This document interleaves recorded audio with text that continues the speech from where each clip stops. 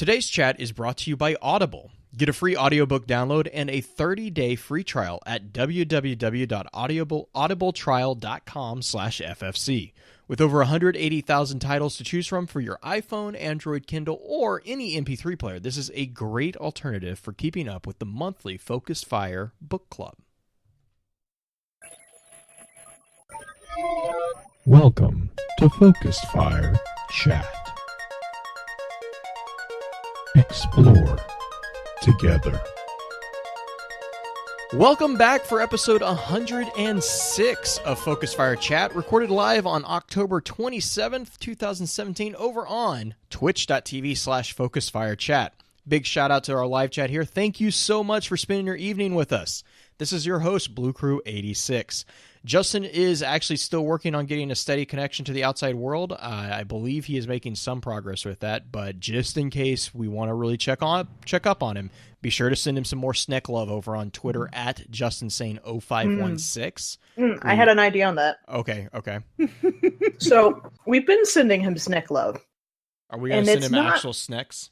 No. We talked about that last week, but it's not safe to send out an address because you know how his mail gets like stolen and stuff like that. We don't want to do that to anybody else. But he's moved, so his neighborhood friendly alley dweller is no longer a problem. Right. But I was thinking there's a particular Brony movie coming out here pretty soon. I think we should send him some Brony love over on Twitter this time. For My Little Pony. Because, Justin loves his My Little Pony. Wait, there's another My Little Pony movie coming out? What? I found out about this today at work, because this is the water cooler talk at my work, apparently. It's gone too far. But, wait, hang on. This is what constitutes as water cooler talk at your office? Well, yeah. Welcome to my life now. It's weird. Green, do we need to have a conversation about maybe the workplace being an unhealthy situation for you if bronies are I do have a supervisor who is a devout Dark Tower fan, so I think I'm okay. Oh, that's right. Because that's right. And I did finally finish Wizarding class, so that's good. I know you were so happy. You sent me a message about how you would we'll finish this as long as Red doesn't come back. I was like, And 2 minutes later. 2 minutes later, I am doing it. That would be good timing, wouldn't it? Mm-hmm. Oh, man. Well, from the depths of the madness-inducing mind maps, as you guys can hear, we are joined by our favorite Gunter, the one and only Green-Eyed Music Lover. Green, hope you're doing well. Are you looking forward to tonight's chat, or are you kind of apprehensive about tonight's chat? Like, how are we gauging the interest of tonight? I'm okay. It took 12 pages worth of notes. Yeah, that's what week. As let's say you're talking about how you were on page 2 of 12. Well, So I think I'm doing well on the starting to understand all the things, but honestly, a good portion of the note taking was going through and finding new terms or new things that we haven't had before and writing them out. Yeah. Yeah, that's true. And I mean, I guess in line with talking about crazy note-taking habits, our guest co-host Spotlight are joined by the grizzly bearded lore mat. I'm kind of sad because I meant to actually get a Fus Roda sound clip for you, Beard, and I completely dropped the ball on that one. Either that or I was going to play the Skyrim theme song because apparently we are dragons that argue. Okay. But how are you doing tonight? I like it. I'm doing well. Better than I was actually last week, believe it or not. But I'm doing much better, especially after I got done venting, as some of you guys know. But no, I'm doing very well. I'm excited for this evening's chat because, as you pointed out just a little bit ago, yes, I have a very bad note taking habit. I think I have in total 30 pages of stuff. I think it is, if I remember the math correctly. But around that much that I have right now for just the stuff on the raid. Not counting the prestige, because I actually haven't dug into that at all.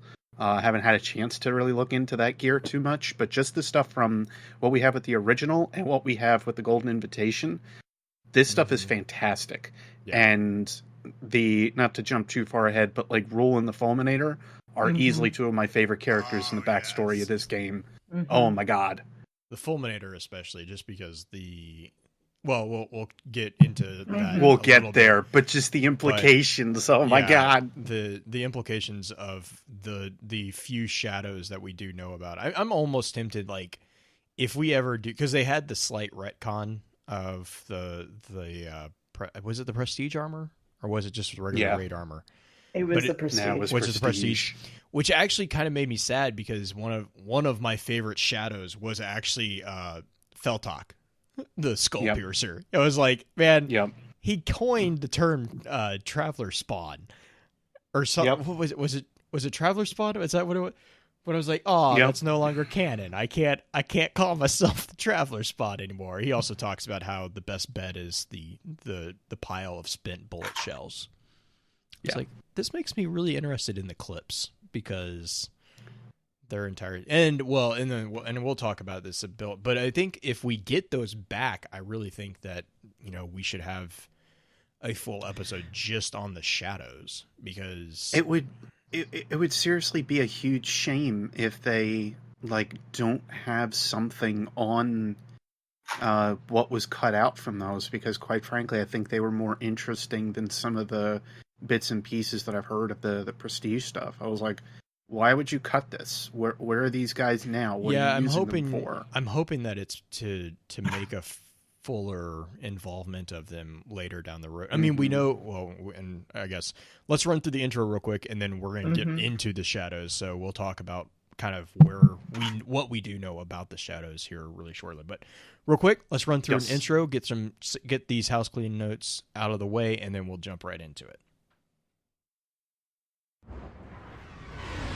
Our topic for this week's chat is going to be a look at the Emperor's hit list. Before we jump into that, however, I do have a few housekeeping notes to run through.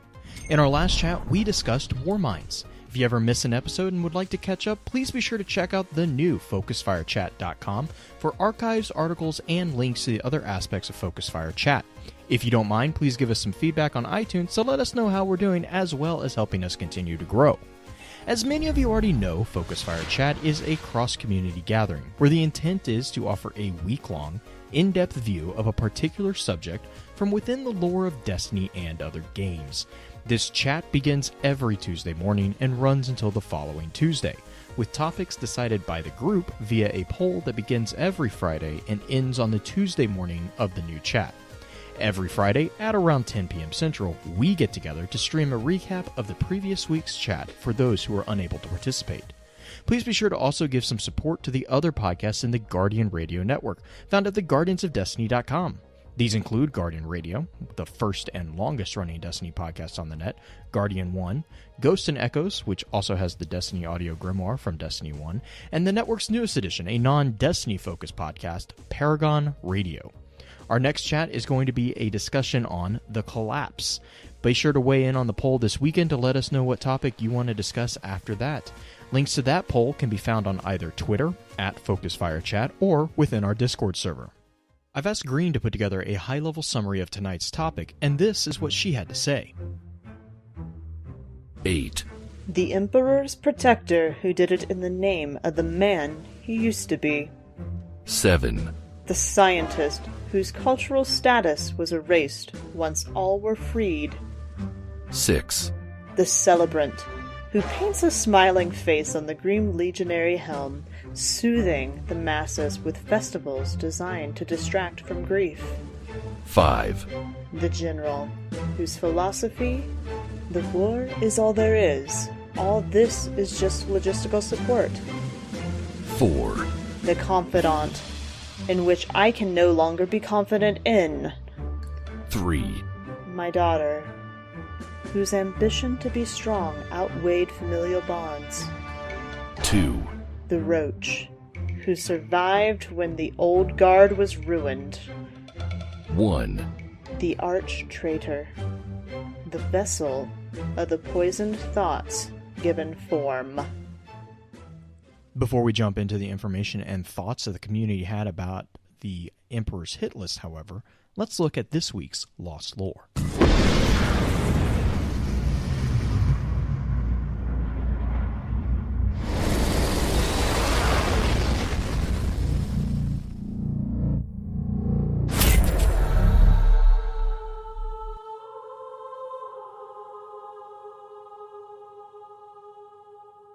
So the Lost Lore topic that we are going to talk about this week are the Shadows of Calus. I guess is the Shadows?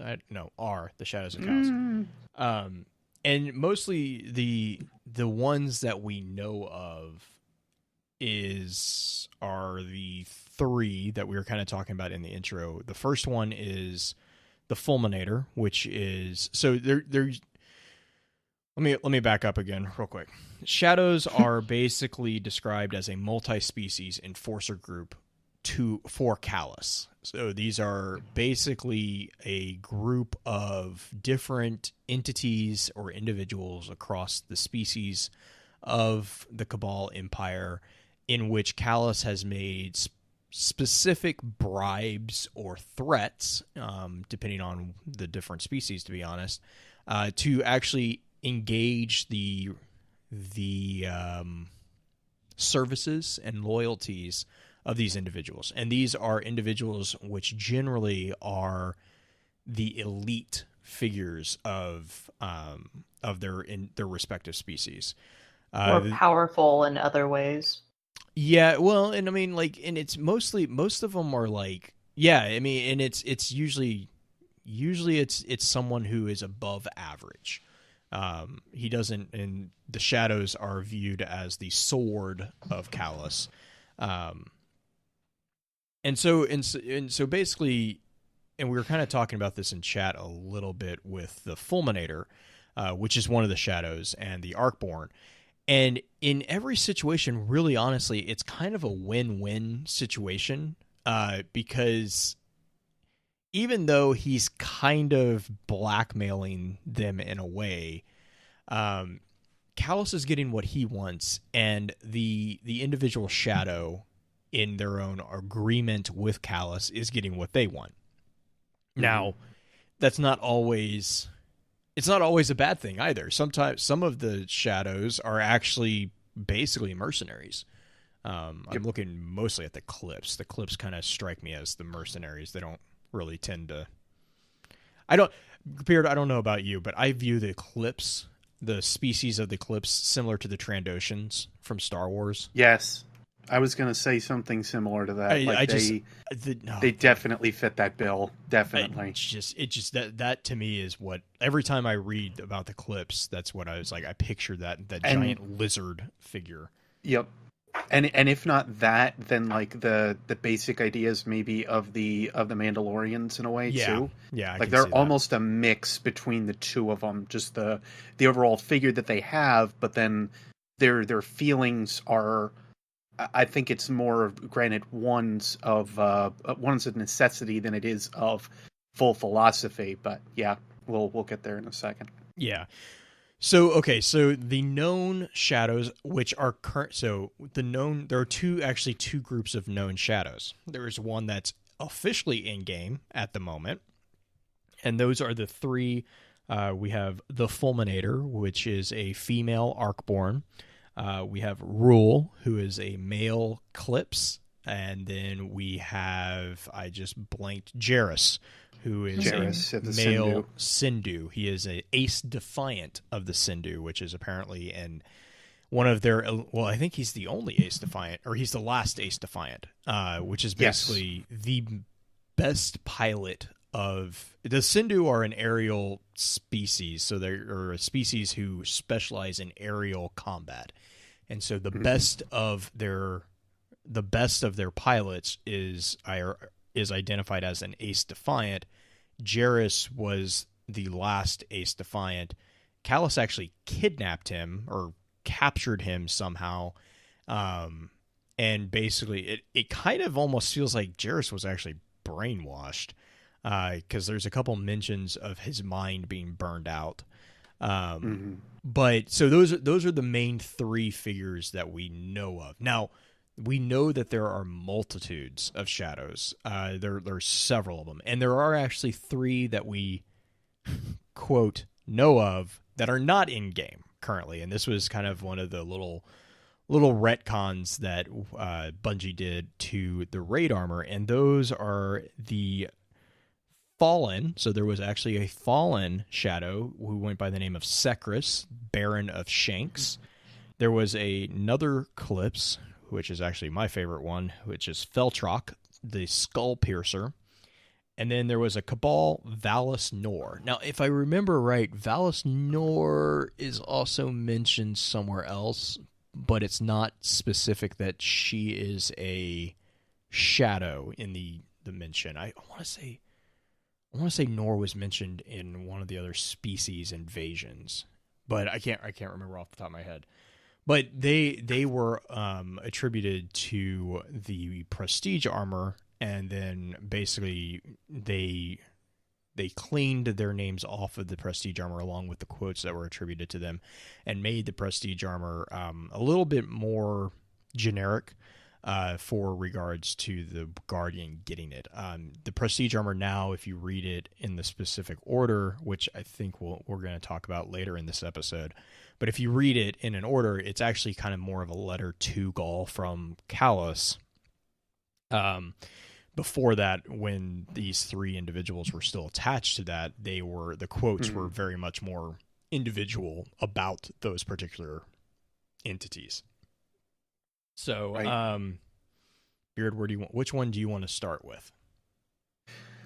Oh man.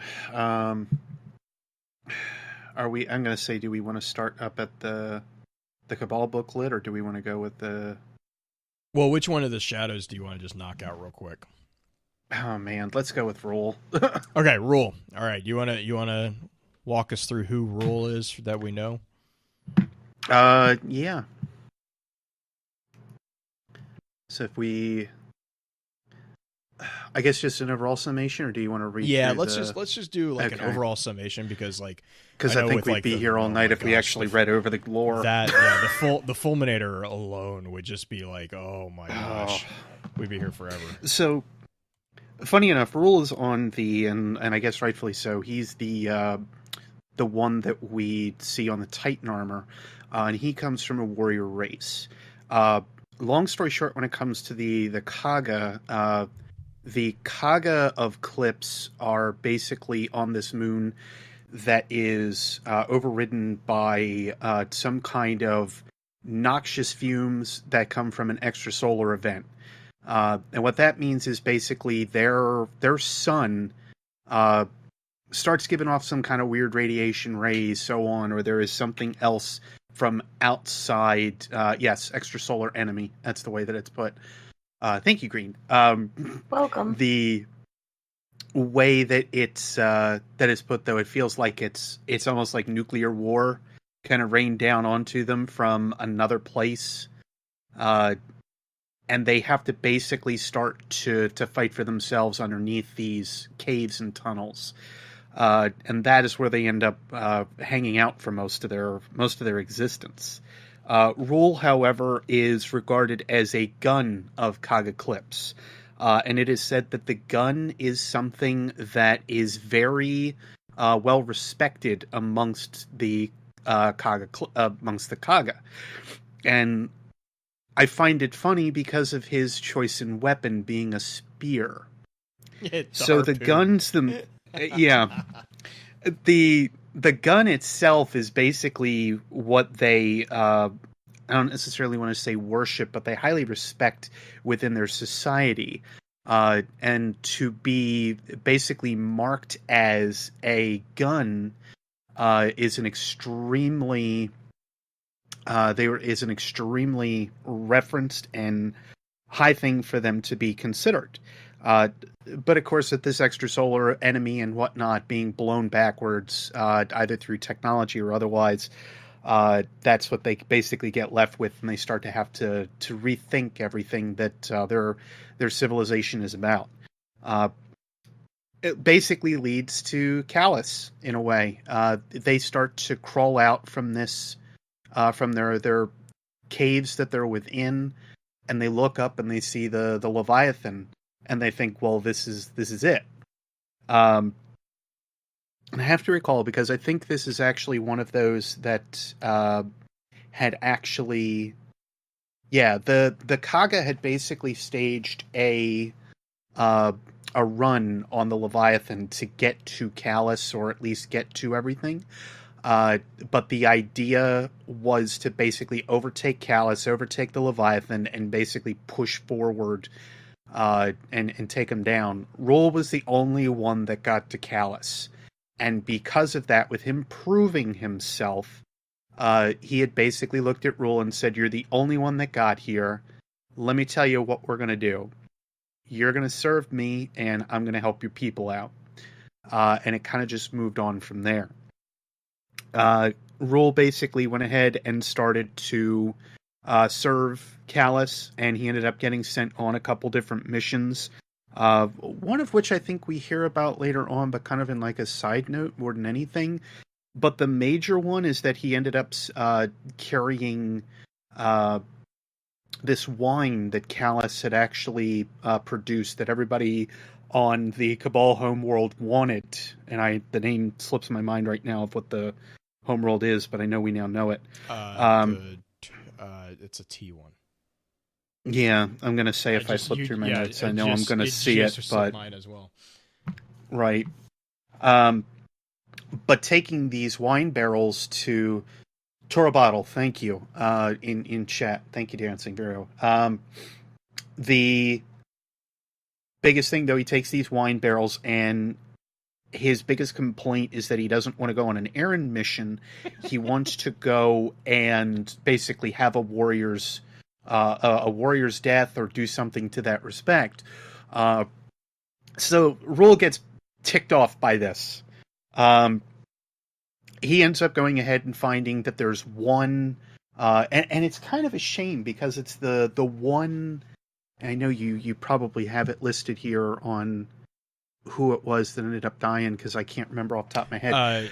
Rule actually ends up killing two of them. He kills. Yep. He drowns. Balasnor. No. I'm gonna say Rule drowns the confidant, and yes, then he pours like poisoned wine down his throat, and It's basically got- drowns it. Yeah, and then that's when you see him with the harpoon. Yep. He finds the celebrant and like throws his harpoon into him, and basically jet skis behind him while he's like running through the city, and like. It's like the description is just hilarious, because basically all the Cabal are in it. Well, they're here for a giant celebration. It's Resignation Day, I think. Moly Moly is technically Adele Moly is the celebrant. But like all these Cabal are sitting in the square, and the Moly just runs by like screaming bloody murder, and Roll is I'm going to say I've got the reference here I can read too if you want. He's like attached to him by the harpoon, like skidding behind him, and it's like no one knows what to do. Like they don't know if it's part of the Resignation Day, and they don't. And he actually does get his the Warrior's Paradise, Emperor's Paradise, because Moly runs to the feet of Gaul before he kind of collapses. And Roll basically is like, okay, well, I can either finish the job or I can, retreat. And he stabs the celebrant in the neck, and then just I kind of read that as Gaul actually kills him. Like, yep. I that's how I read it. I don't know if it was meant that way, but I was like, that's kind of like, he kind of was like, he smiled. Roll was, it's amazing. Well, I'm going to say, and he said he had just enough time to pull off his helmet and smiling Gaul's face before he was killed.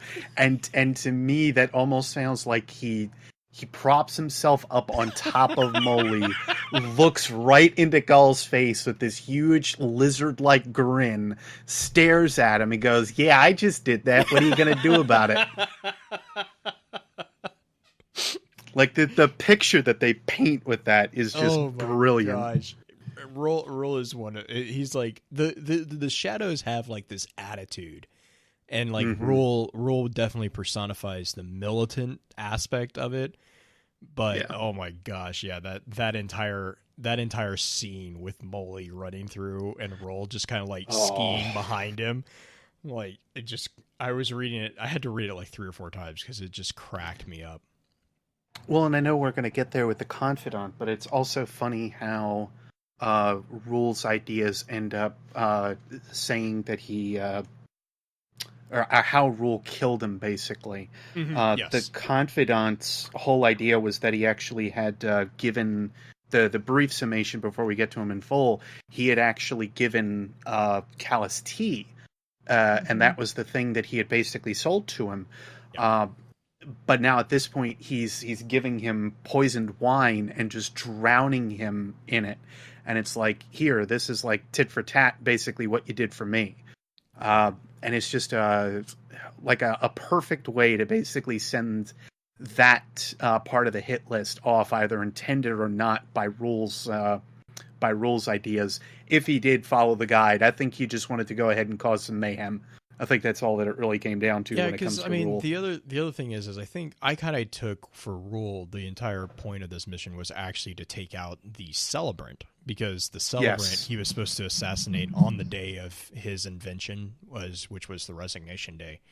And I think because I seem to remember he stumbled across, like he basically, like, I don't think he meant to run across the Confidant. But then, like, he did, and he killed him, and then he turned around, and Molly, like, walked, like, it was this, like, massive ball of just coincidence, basically, for Rule. Yep. And he just, he took it and ran with it. Like, it was beautiful, the way that entire thing either that or got dragged with it, one of the two. But yes, that's where if you see him like a Trandoshan figure, that's where it gets even funnier, because yes. Well, and I think, and granted, I don't know if you can like throw something in with the podcast notes too, but I think Gamma Trap had done a fantastic job of drawing up Rule. I don't know if you'd seen it on Twitter. I haven't seen it, but it's a really, really good representation of him. And I think that it kind of presents it well, but like you were kind of thinking, just Trandoshan-like in a way, but a little bit more slender, and a little bit more like hunched over. Like, it definitely came off as this like full lizard warrior race, and I think he did a perfect job with it. That's nice, because I mean, like, it definitely seems that the clips are smaller than the Cabal. I mean, just the way that it explains, like, him getting dragged. He kind of like seems to climb up on Molly so that he can stare Gaul in the face. Like, it definitely. But and so then actually using that as a segue, another species that we know are kind of more slender and smaller than the Cabal are the Sindhu. And this kind of brings us to Jairus, who is the Ace Defiant, which we actually have a suit of armor.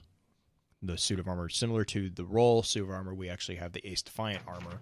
And the Ace Defiants are really kind of fascinating. Like, and like Jairus' story. Okay, so like Roll's story is all about might and just like blunt military force, whereas Jairus' story is more mental in a way, and more like finesse, like, which kind of makes sense as a pilot.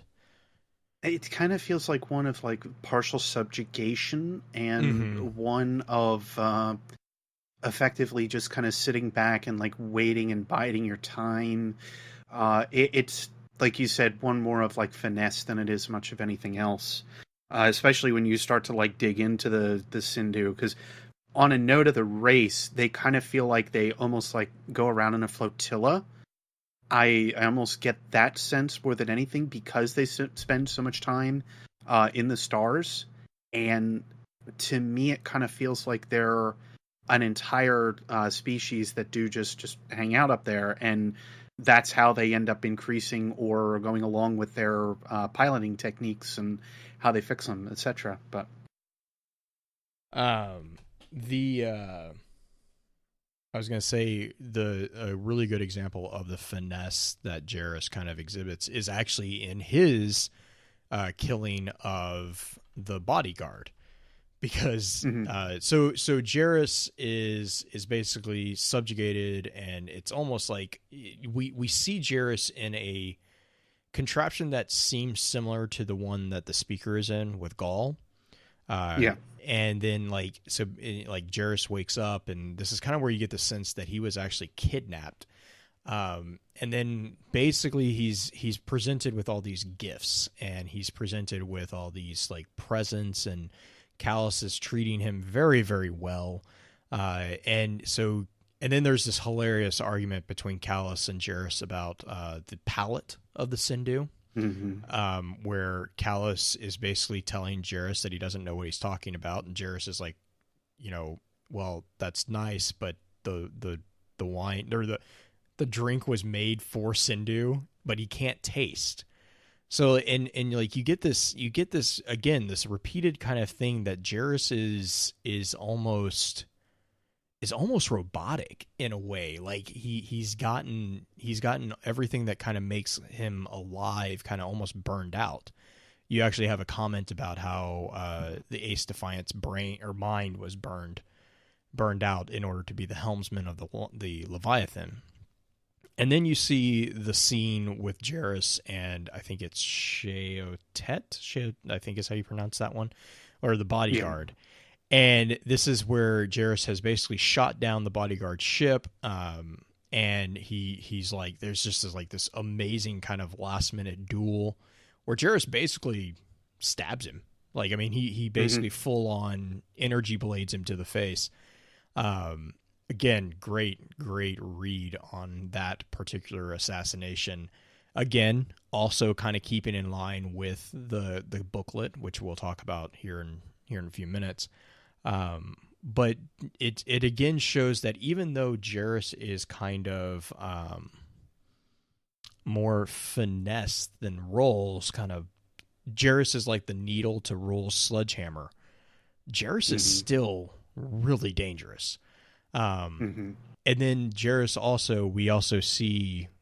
Well, let's talk about the Fulminator, and then we'll talk about kind of the end of the Shadows that we know of currently. And I know, Beard, you want to talk about the Fulminator? Well, I'm going to say I'll do that, and I've got one other thing that I actually want to cross-reference with you on the ending to the Ace Defiant and kind of get your feelings on it. I think it's on the boots of... is it?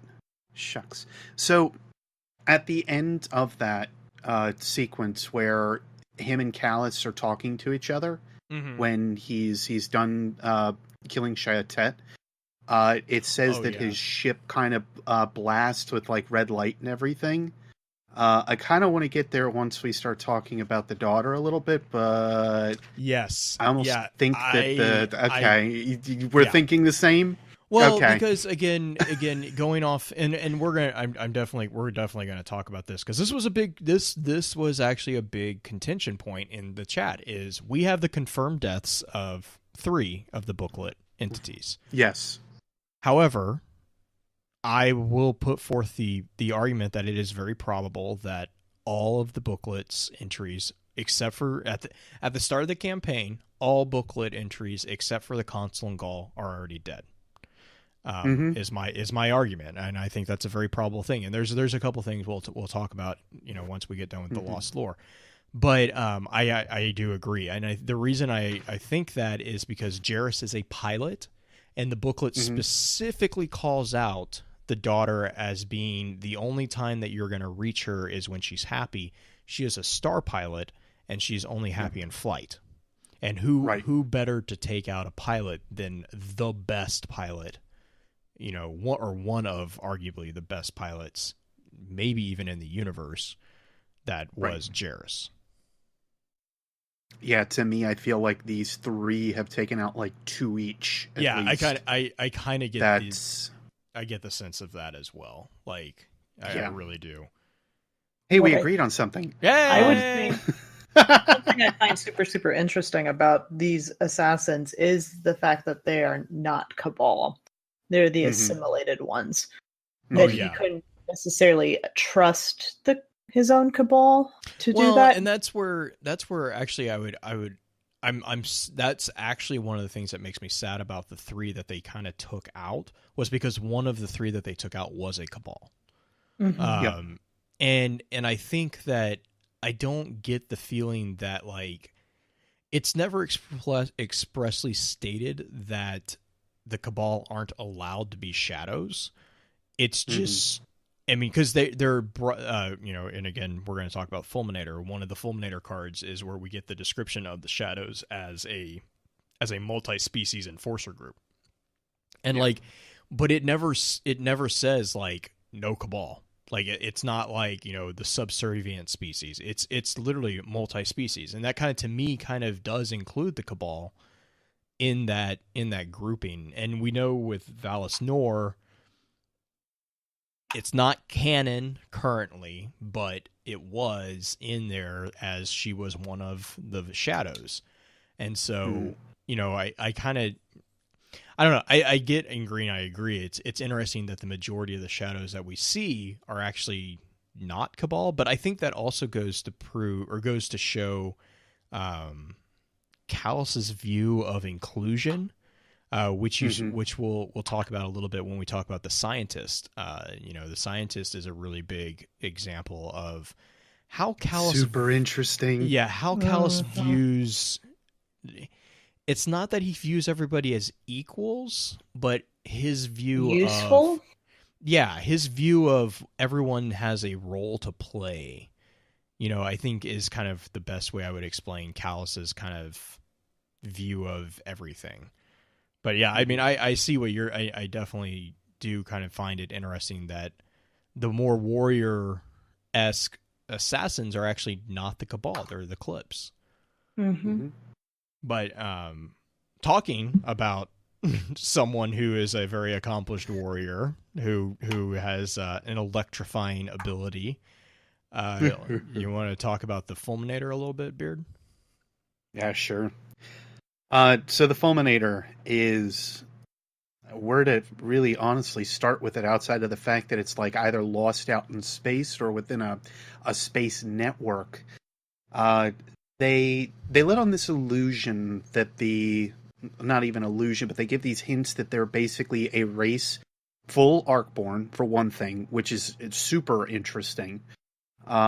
You end up putting any kind of like ethereal type race into the mix and then base them off of elements that we otherwise can tangibly use as powers right now, which is incredibly interesting, and I want to touch base on here afterward. But the Fulminator herself is actually like reached out to from this and captured in this pod, and then basically was given the idea to basically say, hey, I will allow your species to continue on as they are, but I will give you specifically the ability to go further than that. And what I find interesting is that she has this big space that she can already go in, but all she wants is more. And then to even give her species more, that doesn't seem to be the case with this one. In fact, her species is so against her being brought onto the ship, and so adamant about the fact that she's brought onto the ship. And so if I'm remembering it properly, they were like trying to pull her back in to make sure that she didn't go. And then Calus ends up giving her that ultimatum, like, hey, if you do what you want, if you do what I'm telling you to do, you could go wherever you want to, and I'll make sure that happens. And in doing so, gives her this suit of armor that allows her to control these arc forms in a different mannerism. And I almost do want to say that it is the Fulminator's armor that we get from the raid, that is her armor. And it has these arc locks on it that kind of temper her abilities. But if she releases these locks, all of a sudden, even in normal space, she's able to float wherever she wants to. And this becomes super interesting for the simple reason that she actually uses this against her biggest target. I forget if I actually have it written down or not. I'm terrible with doing the Praetor. That's right. Yeah, it does remind me of Alucard and Helsing. That's a very good point here. Yeah, in chat. it's just like whenever she starts attacking, she's like, I have this picture of like, Master, unlock 80% or whatever, and it's like confirmed and yes. So the Fulminator is the anime character. Like that's just me. I'm gonna say either that or Soul Bad Guy from Guilty Gear. I'll take that one too. Yeah, that works too. Yeah. But she, what I find super cool about all that they're tying into it, she gains this knowledge of what a Stormcaller is. Mm-hmm. She is related to a Warlock's ability to utilize Arc. And she is super excited to actually get out and meet one of us, to actually like see what it is that we are. And the question turns into, what would she do if she knew what we were, if she ended up like realizing what we did and how we utilized Arc? And there's this whole other civilization that's out there that otherwise can like come in now and see how we use those powers. How would they act? And that's the thing that like really grasps the interest of the Fulminator, along with the fact that the counselors, the scientists of Calus grouping on the Leviathan, doesn't have the ability or didn't figure out exactly what her power was based on. If it was actually something that was based on light or based on dark. And to not know exactly like where that power stands is also this big air of mystery. So now you've got this interest that she wants to know what a guardian is in terms of utilizing Arc and being able to almost like, at least with like a Warlock and how we use it. And then being able to harness those abilities even in normal space, and then to unhinge herself on that final battle when they actually get onto the command ship or the Almighty is just, it's so fantastic to listen to that she ends up burning her spark out like that. It's just incredible. And I know we want to talk about that at a slightly different point here, but she's able to float. She's able to move wherever she wants to. She is probably one of the highest implications of like different, to this point, outside of maybe the Stormjoys from the Books of Sorrow, because we don't 100% know what's going on with them, of a different race that kind of exists. But yes, the Harbingers, I was just going to say that. The Harbingers pulling from the void that the Queen's able to use, we know those. The only thing that we really don't know too much of is like if there's some kind of solar entity that's out there. You could just kind of, I guess, point at the sun or something, but that's the only other thing that I could say. But no, Fulminator is so interesting. So interesting what she implies within this universe. And then to kind of wrap the conversation on the Shadows up a little bit, let's, you kind of mentioned their assault on the Almighty. The battle. And so this is where of the ones that we know of in game, so Rule has died on, I just blanked on the name, Troubadour, I want to call it Troubadour? Yes, I keep on calling it a Troubadour, but that's not what it is at all. So Rule dies there on Resignation Day, and I kind of get the feeling that this is a concurrent attack that kind of happened right after, which makes me think that maybe Gull was kind of pulling back onto the Almighty from that assault, because I think, if I remember, this is me trying to remember correctly, but I got the feeling that the assault on the Almighty also took place on Resignation Day, because they knew that was where the ship was going to be on the parade, right? Wasn't that how they? It was a holiday for sure. Because there was something. I thought it was. Sorry. I'm trying to remember, but I think it's in the Fulminators thing that they mentioned that it is the parade of the Resignation Day parade. And so, it's actually on the robes. I can read it off here real quick. Yeah, go for it. Because she was a scout for everything. Right. She made other reports to Calus pertaining to the locations of Red Legion armories and fleet movements. He only cared about one. Now that the military was in power in Calus's absence, military parades on Cabal worlds were commonplace. Gaul's flagship would take part in one such celebration on Resignation Day in the fringes of the Sol system in honor of a mythic praetor. So it does at least point out that she was at least knowledgeable of Resignation Day and whatnot. Mm-hmm. So I would wholeheartedly agree that, yes, I think it was all a full attack to make sure that it was all coordinated properly. And so what basically ends up happening is kind of and this is just kind of my kind of understanding is Roll makes the attack and kills the confidant and the celebrant, gets killed, and then in turn Gaul and whatever go back. They probably finish their thing on the planet, and they go to make their way on the Almighty. And then Jairus, who remember is the Ace Defiant, he's the pilot, he literally takes a ship and rams it into the Almighty. And so Jairus dies. Jairus is a suicide run by Jairus, and the entire point of the suicide run is to deliver the shadows onto the Almighty. And so then basically Jairus punches a giant hole in the Almighty, opens the doors, lets the shadows out, and one of the shadows is the Fulminator. The Fulminator is on this final assault, and this is where she just 100% just throws the locks off. And she goes full Arcborn, I guess. I don't know. Raiden. Arc Nova is kind of what I thought Raiden. It was. Yeah, Raiden. I mean, full like Raiden. it's just. I mean, she basically becomes an Arcstorm, is the way it kind of is described, and she's just incinerating everyone.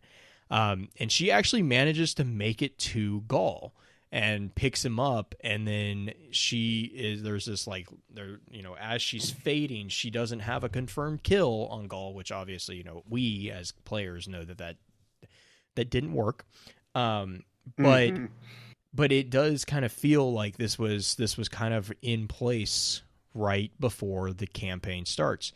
And I almost kind of want to say that some of that scarring on Gaul that you see on his face and stuff, I think that's because of the Fulminator. Because that was immediately my first thought. Like, that's how he got the mask. That's how he got the mask, and that's the whole thing. No, go for it. Yeah. Totally. I mean, it could be. It'd be great as far as like storytelling goes, that's where he got those scars from. But also, he was an orphan who was picked up and who was kind of just fighting like a gladiator. Yeah, for years and years and years. So he could have gotten scars, and he was also misfigured according to some of the cards, right? Well, he was also listed as a runt too. Yeah, he was a runt albino, and the explanation of the Cabal is that they throw out the weak. It's very Spartan-esque. Yes. You have to prove yourself type thing. But I don't know. I mean, the card where we first see him as an orphan fighting in the Consul's little gladiator thing, it's just okay. I think some of those scars could very well come from that. Oh yeah. As far as his breather, I would say the breather could be from the Arcborn for sure. Because when your lungs get singed, you go Darth Vader. Yeah, I know. It's a little on the nose for the Darth Vader type. I still think Gaul is just a grown-up grunt. That's a terrifying. Have you seen the meme? They told me I could be anything when I grew up. I decided to be a boss. So, you know what I want to see? I want to see somebody in the computer side, on PC side, make a mod for when you kill Gaul at the end. He does the birthday. Yeah. Someone make that happen, please. I would be so happy. Grunt birthday party for Gaul's death. Yes. That sounds fantastic. Oh my gosh, that would make me so happy. But okay, well, let's kind of transition then. Let's move into the conversation about the hit list. But okay, so yes, Green. As part of the Focus Fire chat community, you might notice that we have a monthly book club. We are actually going to be voting, I believe, this weekend for our next book. There's one particular topic on that book listing that you really should vote for, and that's my choice. And as many of you don't always have time to sit down and read, a great alternative can be found over at Audible. So as part of this, the FFC team would like to offer you a chance to try that alternative out by offering you a free audiobook download with a free 30-day trial to the service. All you have to do is visit www.audibletrial.com/FFC, and you get a free, and I think it's just for the new accounts and all that. It all gets explained on the site there. But and that is rather on the nose for this particular weekend because we are actually voting for next month's. But okay, all right. So let's jump into let me run. Should we run Lorebot or just Randy for Justin? Okay, Randy for Justin. Randy for Justin. Lorebot 2.0 activated. Query received. Interfacing with expanded database directory. Response received. Displaying on screen for review. All right. So the first question that I think we should answer is, who are these people? Anyone? Well, do we want to Bueller? Mm-hmm. What were you going to say, Green? Well, I was just going to say, do we want to go through and go with the ones we know most readily to the ones that we don't know? Or do you want to just go in order of the invitation? I have them listed in the order of the invitation, just because that's kind of to me, that kind of was the easiest way to list them out. Well, to me, it feels like the most of the way of importance too, from like most trusted to not, if you will. I don't know. Yeah, sort of. I never saw it that way, but yeah, I can kind of see that. The confidant, though, is out of order then, in my opinion. Well, and that's where I think that kind of places everything, because then, Gull, the consul, and his daughter would be in higher order of trusted nature than what the confidant would be. Because the confidant was, now here I am jumping ahead a little bit, but the confidant was just a guy that he got his tea from and he entrusted a lot of information with, yes. Right. But there definitely wasn't a true listing there. Like I didn't get the impression that I really should just wait before I do this because it's like a 5-minute conversation. Let's shut up. We'll talk because I have some strong feelings about the confidant as well. We'll get to him here. Yeah. I feel like we should just go in the order. Yeah, let's just go in the order of the booklet. Okay. Mm-hmm. And so do you want to do with the summary real quick, Green? The summary is in like my summary or the like a quick just like a summary of like who are these people, like in general, not who is into any particular person, but why are what is this listing and what is their relationship to the Emperor? Yeah, because I know that was a question that we saw a couple of times in chat. Mm-hmm. So the first one that we get an invitation for after the initial introduction is the bodyguard, Lictor Sheotet, the Emperor's protector. And he is what you would most commonly think of as the bodyguard / what is it called when they're the ones who take eat the food for the king or everything tasters. Like that? Yeah, I just couldn't remember if there was like a special name for him or not, but that's basically what he did. He constantly was putting himself in harm's way to make sure that the Emperor wasn't getting poisoned or attacked or anything like that. He took lots of bullets for him. Mm-hmm. He was one of his most trusted people. The funny thing about... Sorry, I was going to say a food taster or a cupbearer.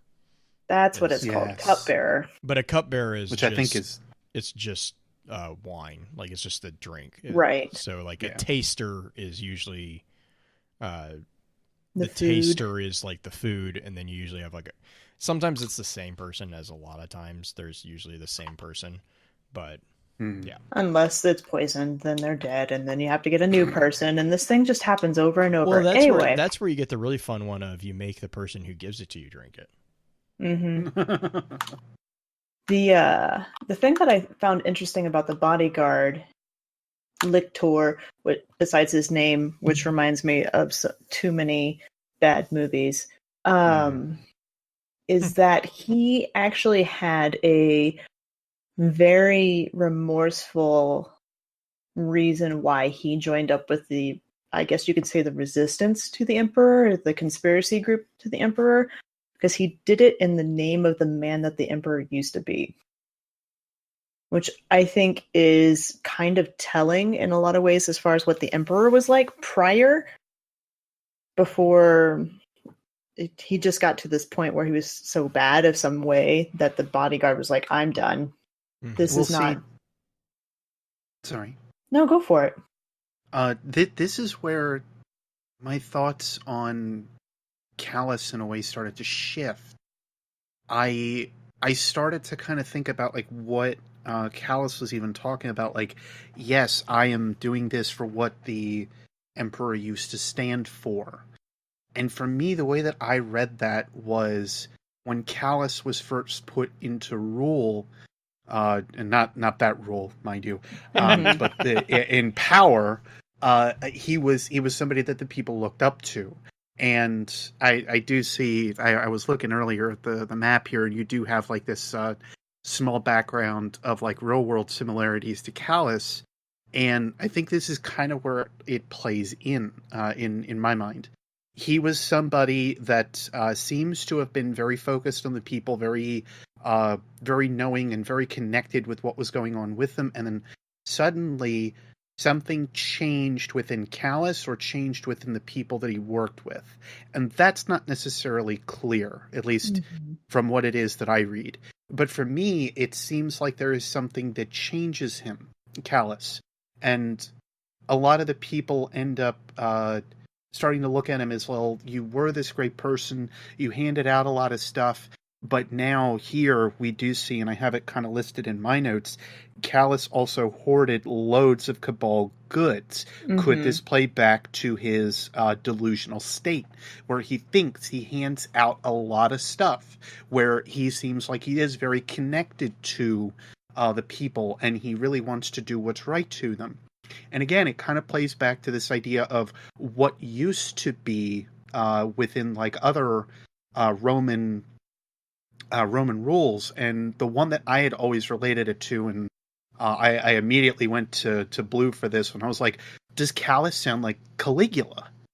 Because he also has this connection where Caligula started as this great emperor, and he was somebody that basically did a lot of very good things, and then within like I think it was 2 months time or something, the records had started to state fast. All of a sudden he ends up changing like on a whim. He does a complete 180, and they almost feel like he's possessed by a demon. So this connection starts to basically say, hey, Calus is now not exactly this guy that we might have thought that he was. But then I do see that Blue has this other relation here, Constantine the ninth, and I'm going to butcher the last name of it, but Monomachos. I think that's probably about where I would have gone with it. So that okay. not that reiterates that's the correct way to say it, as Green will be more than quick to point out. No, I'm good. I'm not great when it comes to Roman style pronunciation. So I'm gonna say I would think it would be either Monomachos or Monomachos, one of the two. Yeah. I would probably lean towards that. Yeah. I mean, and so Monomachos was he was a Byzantine empire or Byzantine emperor. Gosh, empire. He was over the Byzantine Empire, but he was a very similar. He was similar to Caligula in a way, but the thing that kind of stood out for me for Constantine as opposed to Caligula is that Constantine was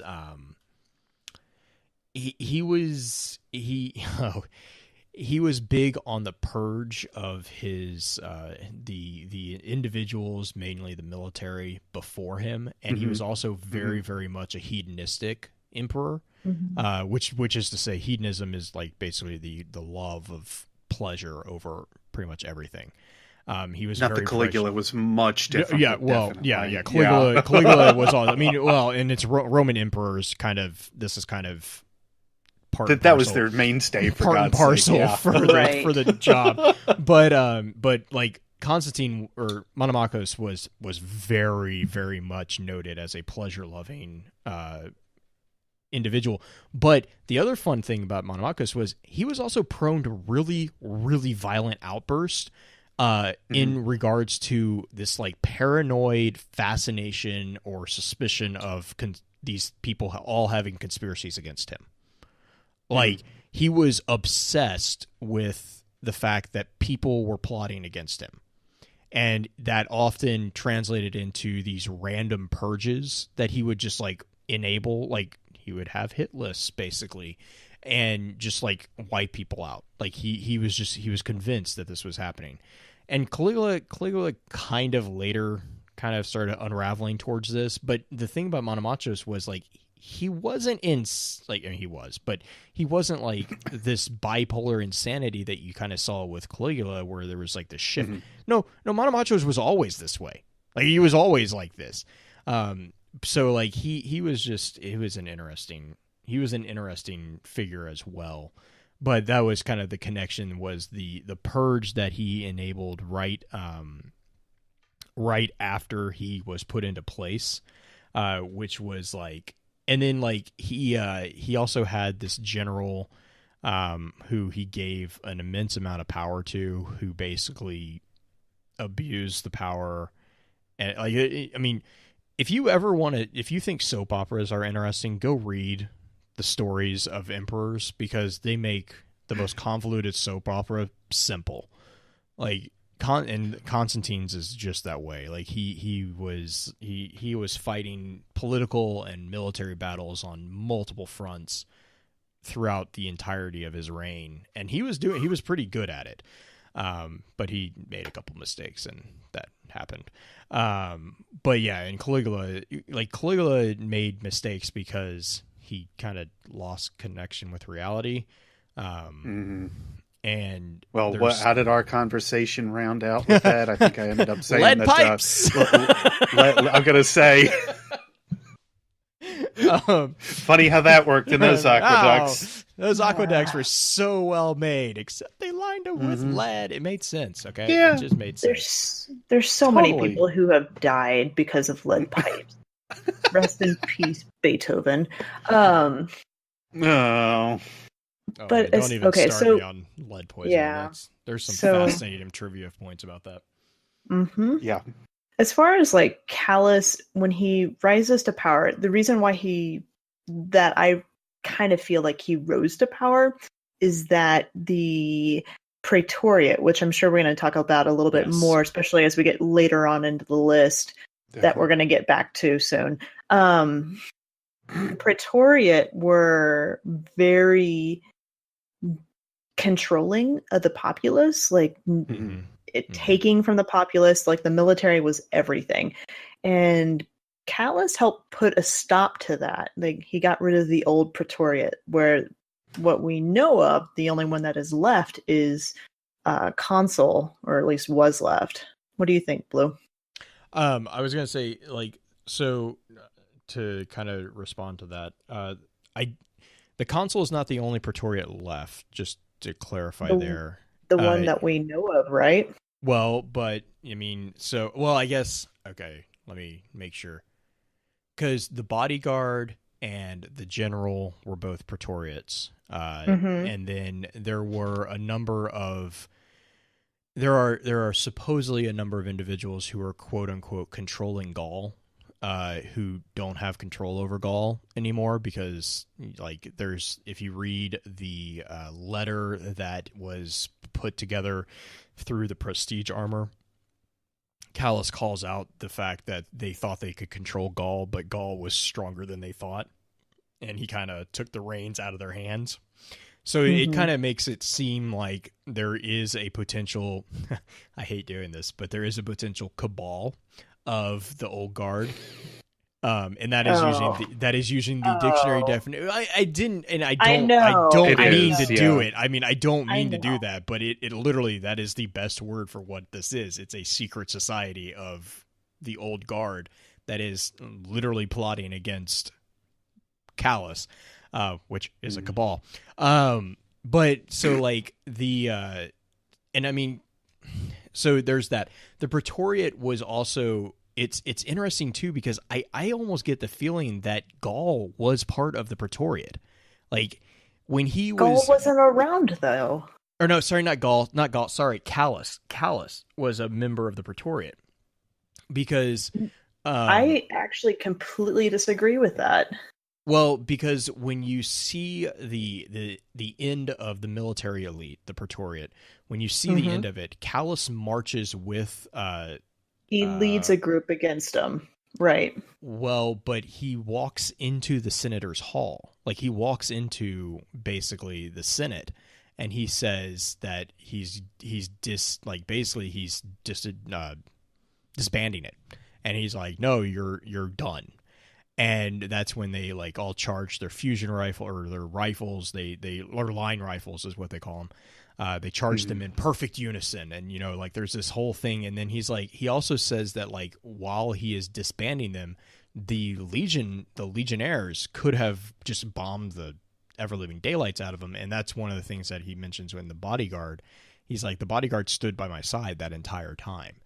And I kind of get, you know, kind of going back to our conversation with the bodyguard, that's kind of where I see the difference in Calus, is because at that point, Calus had a backbone. Like Calus was like, he stood up and he was like, you know, but I get the sense that he was like a younger member of the Senate.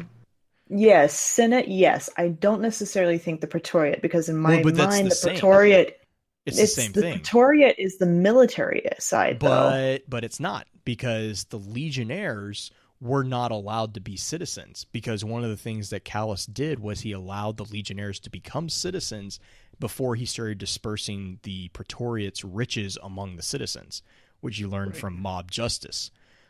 Because when he started being like, that's when he started calling the Senate members up to the days that he was sitting at, and he was like, he basically would tell them, okay, I forgive you. You know, he had this huge, like, this is kind of the Roman emperor, you know, thing. I forgive you, but you're going to have to walk out of here without your bodyguard.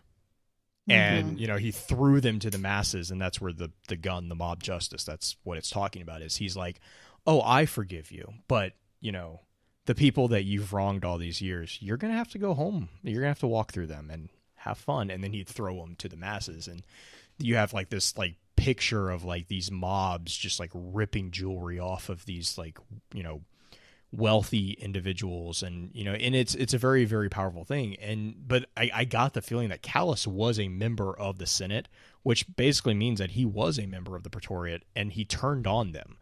And he turned on them because he viewed what they were doing as supposedly, quote unquote, wrong. Now, anyone who deals with politics in general knows that that could be just nothing more than a shadow, a play of smoke and mirrors to get support. But it worked, right? And he did. He overthrew the Praetoriate. He threw them out. And then the whole thing with the consul happened, which we'll get to in a few minutes. But so he removes the Praetoriate from control. And so this is kind of going back into the story of Calus. Now, the other thing to remember while we're walking through all this is the story of Calus from Calus's point of view. So it is going to be inherently biased. As you've probably kind of picked up, there's a lot of things that Calus says that are just kind of like, yeah, but so Calus removes the Praetoriate from the control.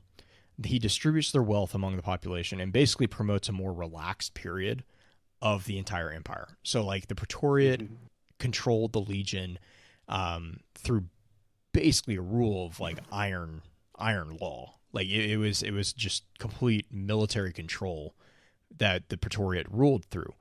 Calus almost kind of presents this kind of Pax Cabal, I guess you could call it, where it's this kind of this golden ecumen concept, which it isn't, but it was presented that way. And you see this also in the strain between Calus and some of these conspirators. And you also kind of get this idea that the old guard of the Praetoriate are still around. And that kind of goes back to my comment about I don't think the consul is the last of the Praetoriate. I think that there is several that he forgave. Like, he forgave, and they're still around, because that was kind of his thing, was he was so forgiving. He was the imperial, mercy and, all this stuff. You see that with the scientists. I would have to find it in the weapons, and I cannot remember exactly, but it does feel like the console has a bigger part to play in all of it. So I think that's why he wanted to throw the console out specifically compared to the others. But otherwise, and the console too, there's just such a fascinating parallel in the story of the console and the story of Calus, like the way they treat each other. It's almost like I get the feeling that they're equals, and they're it's a game of chess between the two of them. Right. So anyways, scientists, or we're going to be here on this all day. I think. So I was going to say the Praetoriate stage a coup known as the Midnight Coup against Calus and depose the emperor. But because of Calus's popularity, again, kind of going back to that Roman conversation, because of his popularity, the consul and Gaul both are not very confident that they can pull off actually killing him. So they basically present it as, okay, he's going on a vacation, and they put him on the Leviathan and ship him off. And so then Calus is trapped on the Leviathan. He's basically in this big funk, and the Leviathan literally hits the edge of the universe. And Calus manages to wrest control. The Leviathan was on a predestined path, and it couldn't go further on the path. So Calus basically used that opportunity to take control of the Leviathan again. He also experiences something at the end, which, Green, your sword that you just got, it stares back, kind of is a mentioning of. And then basically he turns his entire exile into the means of a revenge against these conspirators, the main ones, which are the hit list right now. And so that's where we kind of go, and then the hit list is kind of the recounting of the history and the reason why he's so pissed at these individuals. Beard, do you want to take the scientist real quick? Sure. So the scientist itself is interesting in the fact that we start to learn a little bit more about the scions. It's the first major piece that we start to hear that there is freeborn scions. Because otherwise, to this point, we've known that they've been slaves. They serve the Empire for one thing or another, but they otherwise are just used by them. We also start to learn about this machine that focuses their psionic powers called the Oxa machine. It's literally just spelled O-X-A, so who knows if it's an anagram for something or something else. But it is just called the Oxa machine, and it allows them to kind of peer into either history or be able to focus their powers that they have of, again, psionic capabilities. But the scientist is weird because she basically was questioned by Calus as being this, kind of similar to in chat, Blue says, similar to the FWC machine in a way. And I highly agree with that. I think it's 100% very similar to that. But it is interesting because the scientist has this kind of side thing that goes on with her because she is freeborn. Calus kind of questions that, and he says, well, I'm going to go ahead and just open up the wellspring and let the scions be free. And she's not okay with that. She's like, I want my standing to be different from the other scions that are here.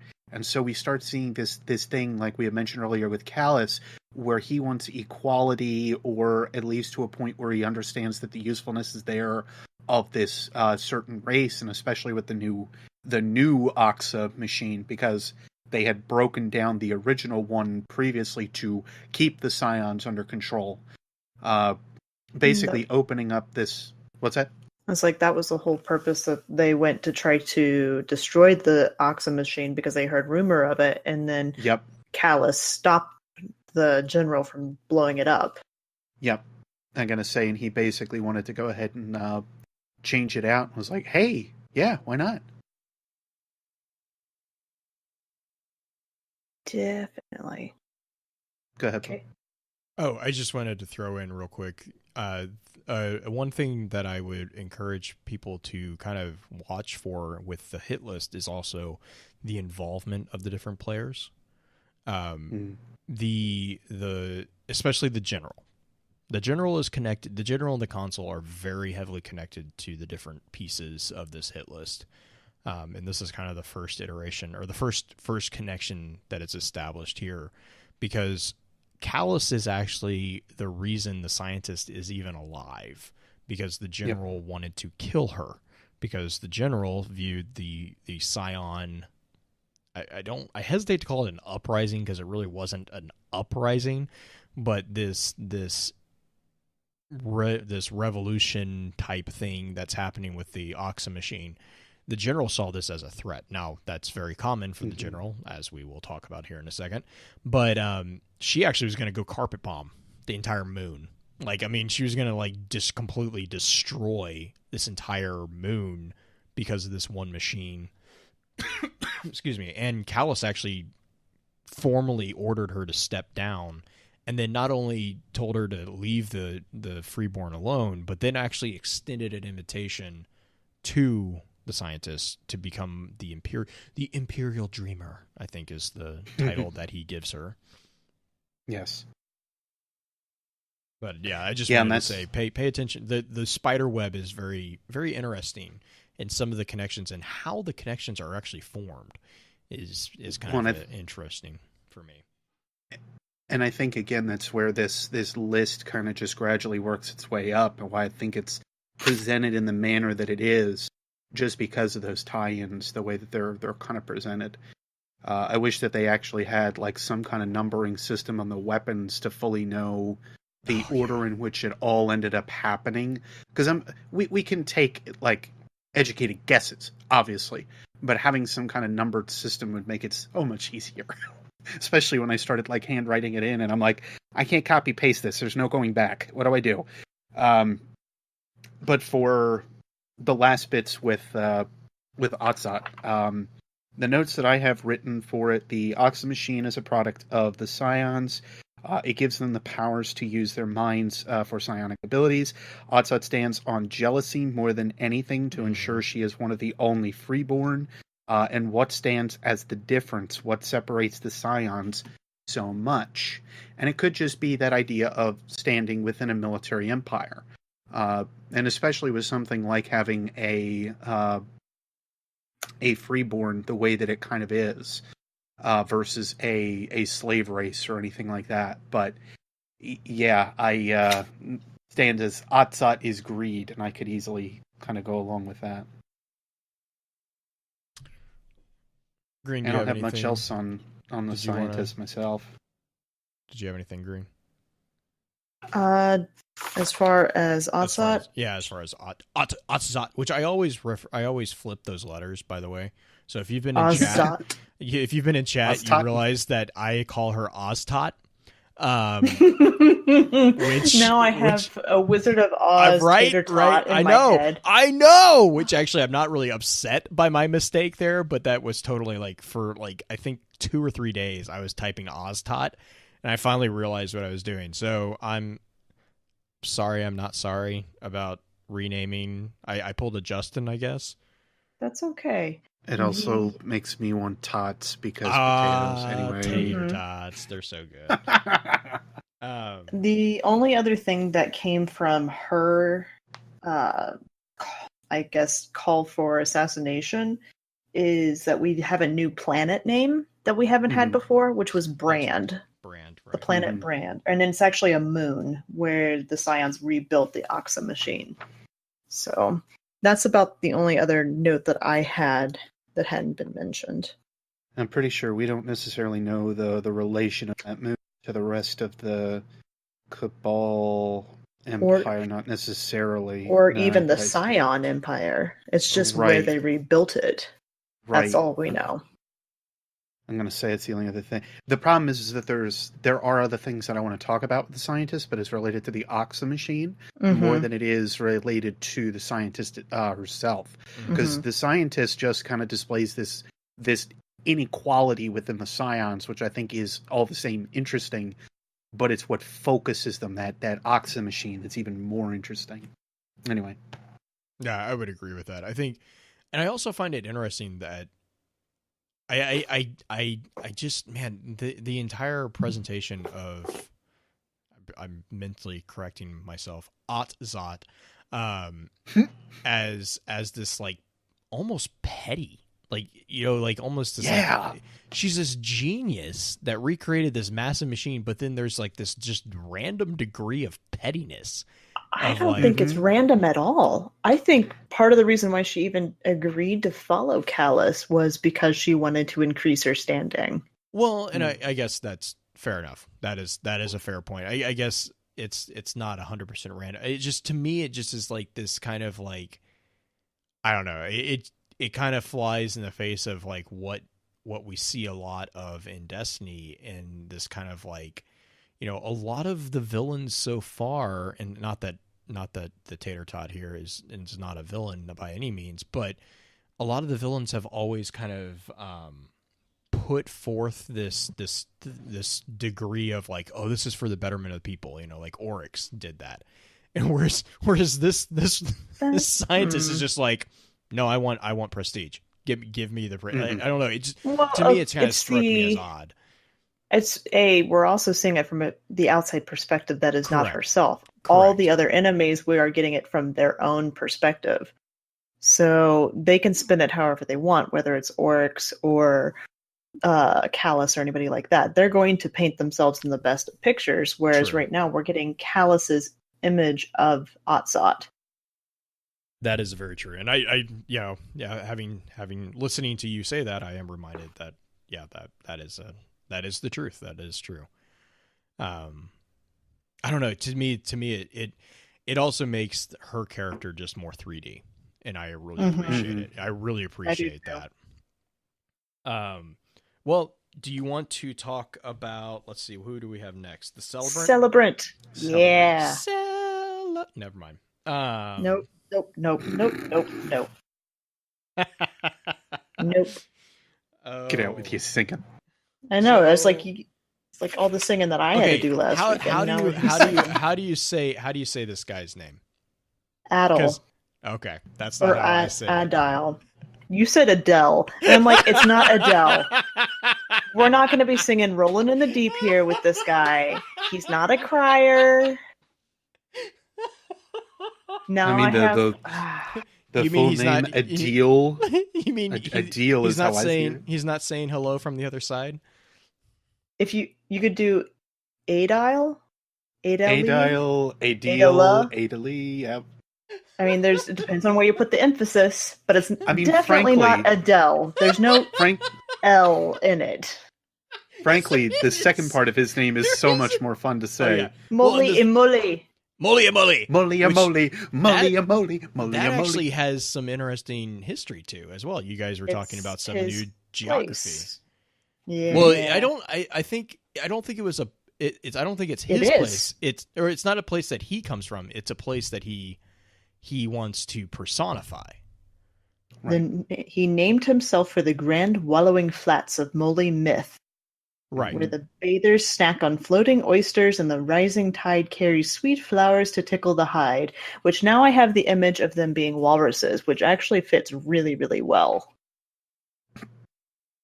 I'm sorry. I'm going to have to take a moment to not like break my mic. Well, that's really funny. Mm-hmm. Wow. So anyways, as part of saying hello from the other side, Molly. Well, in the I guess my point there is that he was originally a Colossus. So again, this is another figure from the old guard. And this individual was one that, I mean, his hands are not clean by a long stretch. He basically was responsible for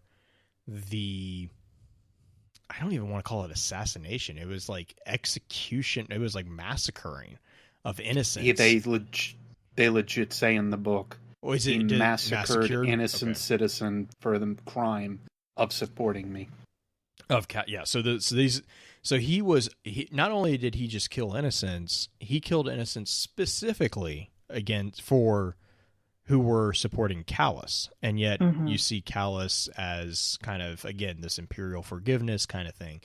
And also the other thing that's interesting about Molia Moli is that he took on a new name. He completely went overboard in this, and he completely renounced war, which is where you get the idea of the celebrant. He introduced these, or it kind of makes me think that he introduced the holidays, which I want to know more about. Tusking. I want to know more about the Tusking challenge. I want to know about whale kayaking. Whale kayaking. So not only do we hear a little bit of a tidbit about a new geography, we get 3 new holidays basically that are in the Cabal. You get the Tusking challenges, the Resignation Day challenges, which we'll talk about just in a second. And then this is a big one, the All Imperial Whale Kayaking. I don't even know where to go with this one. Like, this could go a lot of different ways. Like, either they are riding on the backs of whales, or they have like these little canoe type things, and they're like racing between the whales. But the thing is like, so then you get these. Okay, I'll be honest. I start picturing Dune. Because you have these concept arts of the Leviathan as a land whale, right? And this just giant creature that, I mean, like, so now I'm like, my head just was going all sorts of random directions when I was reading these holiday names. But the big thing about this, go for it. It's like, this is going to just take us a little bit more off track. But luckily, when you do look up whale kayaking on the Google machine, nothing terrible shows up. So that was something I was worried about, because when I was looking this up, I was doing it at braver work. Than I was.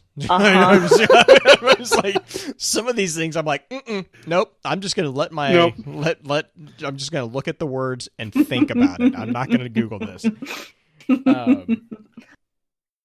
Oh man. Well, yeah, in like chat saying right now, we do see female Cabals kind of have tusk. I think Green, you are the one that all the tusk for the daughter, because she has like the random tusk that's sitting in her head. Yeah. Well, I mean, that's why I kind of really think they're, yes, we call them rhino people, but I really actually think they're more related to walruses in a lot of their design. But that's just kind of I'm still trying to wrap my head around that. But if you think about it, look at how the walrus face and the tusk come out. That's how the female tusk come out too. Well, and it also makes sense with the rolls of fat. Well, yeah, blubber. I mean, that makes much more sense than a rhino. Because rhinos don't really have blubber. Yeah, I mean, rhinos don't have blubber. They have massive amounts of muscle. Though they can't turn very fast. But anyways, back to the hang on. Go for it. If I ever hear a Cabal go, I'm done. I'm done. I'm putting the game down. So we're backing away. Yep. I'd be so happy. Yes. Bungie, please. Nope. Please. Nope. Now, instead of the birthday, like... You have to get the clap in there, too. You have to get the clap in there, too, right? Or is it just seals? Don't walruses clap? Seals? Yeah, I'm gonna say seals do that too, but like all I'm thinking is like, and I know, yes, again, it is a seal, but like a Cabal bouncing a freaking rubber ball in his nose and everything. All right, I'm just saying, I have Photoshop, and I know exactly what I'm going to be doing when I'm done. This is going to be a problem. I'm expecting a tweet after this. This is going to be so bad. Female Tusky Cabal. Let's move on to the general. Well, real quick, can I touch one last thing on the celebrant. Mm-hmm. We know that he was killed by Roll. We talked about that in the Shadows piece. But the other thing was the reason why the celebrant is on the hit list is because the celebrant is responsible for maintaining the public's happiness. So basically, the bread and circuses of this empire come from the celebrant, and that's a very, very powerful role, especially if that role decides that you don't need to be in power anymore. Because they're the ones that are going to keep the people calm during the transition period of a potentially messy transition of power, which is exactly what he did. They're the ones who caused the smoke and mirrors. Yeah. They orchestrate it. I mean, I really think, like, the celebrant is literally doing bread and circuses. Like, that's what it is doing. He is putting together holidays. He is giving the people things to make them happy, entertain them, distract them from, it is literally what the bread and circuses in the Roman Empire were done to do. Was to distract people and to make sure that they were not aware of different strifes going on, and to keep them happy. Because if you have a massive empire, the number one thing that you want to make sure is that the giant population that could really flatten anything is happy. Because if they're not happy, you're dead. Right. And so I think, but that's the reason why the celebrant is on the hit list, is because Calus recognizes this, and he even calls it out. He's the one that he's now. I think he explains it as false happiness, and that's where you get the part of your intro summary, Green, the painting the smile on the legionnaire, the grim smile on the legionnaire's helm. That's he's doing that. And so, but that was just one point I did want to make sure that we talked about for the celebrant. Well, and it ties kind of back towards like how Calus himself kind of acts in a way too, because he understands the way that politics of the people would end up working out as well to make them happy, so on. If and I an think emperor that kinda, cannot be happy, who right. has a hope to be, or something like that. Mm-hmm. Yeah, right along that line. But it's like it's a perfect showcase of like make the people happy. Nobody's going to go against you until you end up getting those couple that you think you really trust that end up doing so. Mm-hmm. So yes, and talking about people that we kind of trust but don't need to trust. You want to jump to the general? Did he ever trust her? Because he calls her his worst mistake. It was a really weird back and forth, I guess you could say, in a way. At first, it seemed like he did, because he picked the general from the legions because he recognized. I mean, it was like you see again. I'm sorry for all the random historical trivia connections, but it's like what you see with the Spaniards and the conquistadors. Like the transition from war to peace is just not. It's not something that a warrior race or like people raised in war do not transition to peacetime well. And Calus wasn't only transitioning them to peacetime; he was transitioning them into pleasure time. Which is, it sounds weird, but if you look at what Calus is doing, that's exactly what he's doing. He's taking a species that was geared for war and conquest and this hard life, and he's promoting equality and pleasure over hardship, which is where the general kind of comes in. And she's the complete opposite in every way. Right. And Green, I know you wanted to chime in on that. Yeah. I mean, the easiest way to control a population is through fear. Have them to have fear of something, and then you can manipulate them to do whatever you want. Calus went from having that fear and having a common enemy that the people also agreed on within the, like, having the old Praetoria be the enemy that he could rally around everybody together to fight against, to not having that enemy so much anymore because he didn't have a target. And I so can see that, yeah. When you have somebody who is very, very used to being constantly in a state of slight fear or just suspicion, like the general tends to be, it's very easy to forget your place of who you are around, but also the fact that she's not exactly going to ever come around to being part of the happy-go-lucky, we're having fun now time, because she's constant war. She was a veteran. Yeah. And she's That's also basically super what I have. paranoid. Mm-hmm. Yeah. That's basically what I have from my notes of her, which I'll just kind of rattle off. But she was appointed head of the Legion with weapons that can crack worlds. She only lives for battle. Perhaps the one that truly has no place in Cabal Empire, but he realizes this. And then the last one, I think, that kind of pushes on that is she fears outside forces. To her, there may only be the Cabal singular race or species. And anytime it seems like that she, even like with Scions and everything, she's very distrusting of them, and they seem to be around there for a while. But go ahead, Green. Sorry, it's just the line that she has is the war is all there is. All this is just logistical support. Sounds so much like some of the stuff we hear future war cults say. Just war because is the only constant. Right. I mean, that kind of philosophy, you can see the eventual out of hand it can become in the general. Granted, future world cult is not that. Yeah. But it's that fine line of war thinking that ends up being there. It's a difference between warmongering and preparedness. There is a difference between knowing that there is always going to be a constant of war, as they'll state with FWC, versus I need to go out and conquer and kill everything before it does unto me. You know, this whole idea that she needs to ensure that she is alone in her handling of it all. Yeah, definitely. Super, and that's what I said beforehand too.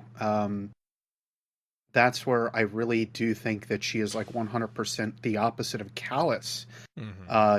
Just in how she is all about the ideas of war, all about the ideas of pushing for that next battle, where Calus is just like, let's just sit down and be merry. Like we don't have any need for this at all. What? And that does kind of carry over to the, as Blue was saying here too in chat, to the daughter, and that whole idea of how she would basically corrupt is very interesting. And then also, yes, she views the world in two realms: war and logistics, and that's it. Like the brief couple summaries that we have of her, she seems cold. She seems absolutely like, I don't mean it as callous, but she seems callous in her nature. I'm not the only one who does it. Yeah, no, not at all. What's funny is I said both rule mean and to, rule, but not okay? mean to. Yeah. Yeah. But it's just this interesting dichotomy between the two of them, and I think it's super cool that they ended up doing that.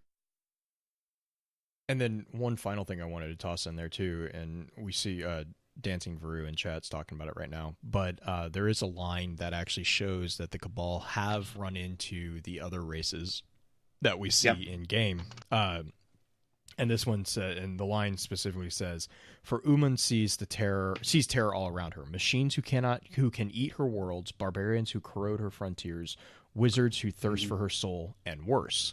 And I mean, a lot of people who have read these kind of lore entries have kind of have concluded these to machines that eat her world, Vex, barbarians who corrode her frontiers, Fallen, wizards who thirst for her soul, Hive, and worse, Taken.